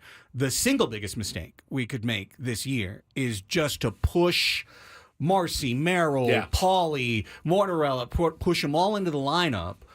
We saw what happened to Sean Burrows, Xavier Nady. Go through the list of kids that the Padres over-promote, overplay, and then lose favor on. Yep. And go, we don't think you're the solution. Shane Victorino, there's one, a blast from the past, a Rule 5 that we gave up on and turned into a great outfielder. Yep. Point being, give these kids the time they need, even if it's a half-season placeholders are major league players. Yep. You know, and we can get by with Profar until a Paulie proves that he is ready. Or Hicks, yeah, absolutely. Yeah, Hicks. Yeah, I'm Give me sold. Hicks. I'm It's sold. I the just need a warm balance body at this point. of giving players a shot versus rushing them and damaging their confidence and getting them here too soon. And then they thrive somewhere else after you let them go because you're so disappointed in what you saw. Well, and you're so desperate to you were desperate. You're desperate to and get how them here. many minutes did they give Anthony Rizzo when he was here 15. before? Thank you. That's the ultimate example. He was here for an afternoon. He came up, he hit one into the Petco porch, right? Yep. And then he struggled. Well, you know what? Maybe Andrew Kashner would be a better solution. No, it'll never it be wasn't. a better solution. Oh, my God. Not a good trade. It was not a good trade. That was Josh Burns, I'll admit it. But I like Craig Elsten. Yeah, I like but Craig I also talking to Craig Elsten actually ran into the time where we would have no. played all of my likes. So That's all we're right. gonna Don't have skip. enough time? We're gonna skip that. We actually ran out of time. It's like a 3-minute package now of My things God. that I like. By the time it's all said and done, and we've only got about a minute and a half left in the show. What do you else you have coming up today? So we got Sammy in studio for the full 4 hours Right. today. Annie's at SDSA. Braden's at a wedding. So it's me and Sammy spring training. We're going to go all the way through the position player side of the Padres early in the show. Second half of the show, we're going to have a lot of fun. Craig Childs is coming on from the Soccer's 12 o'clock Sports Fix coming. Also, my buddy Chappelle is coming on from Rob Has a Podcast and Netflix and Chill. It's going to be fun. Braden's at that age now You got where he's Chappelle going to go coming to on a the show. the Dave Chappelle Chappelle? show. It's Yeah, that's just me, just fantastic. Chappelle. Not Dave Chappelle. Oh, okay. Just Chappelle. He's at that age where you almost go to as a good. lot of weddings. Lot of weddings. We're older now. We don't go to that many Correct. weddings, but there was a time in your life. It's like, I got 6 weddings to go to this summer because all my friends are getting married All now. my friends are getting divorced, so that would be going to their You don't second, have to go to third that. weddings. Yeah, it's great. Not going to those. All right, Craig, have a good Friday show. Thank you for stopping by. Sammy, boys. always good to hear his voice, so we'll be looking forward to that as we clean drive the barf home. out of my mouth The, now. the Thanks. great go. Italian Paul is here as well. Sweet angel that he is.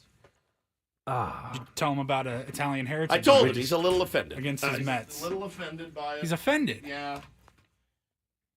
Because Woods wants to stereotype him and put him in a tracksuit with chains. People And, take great liberties with the Italian people. They do. And I do it because I want to be Italian.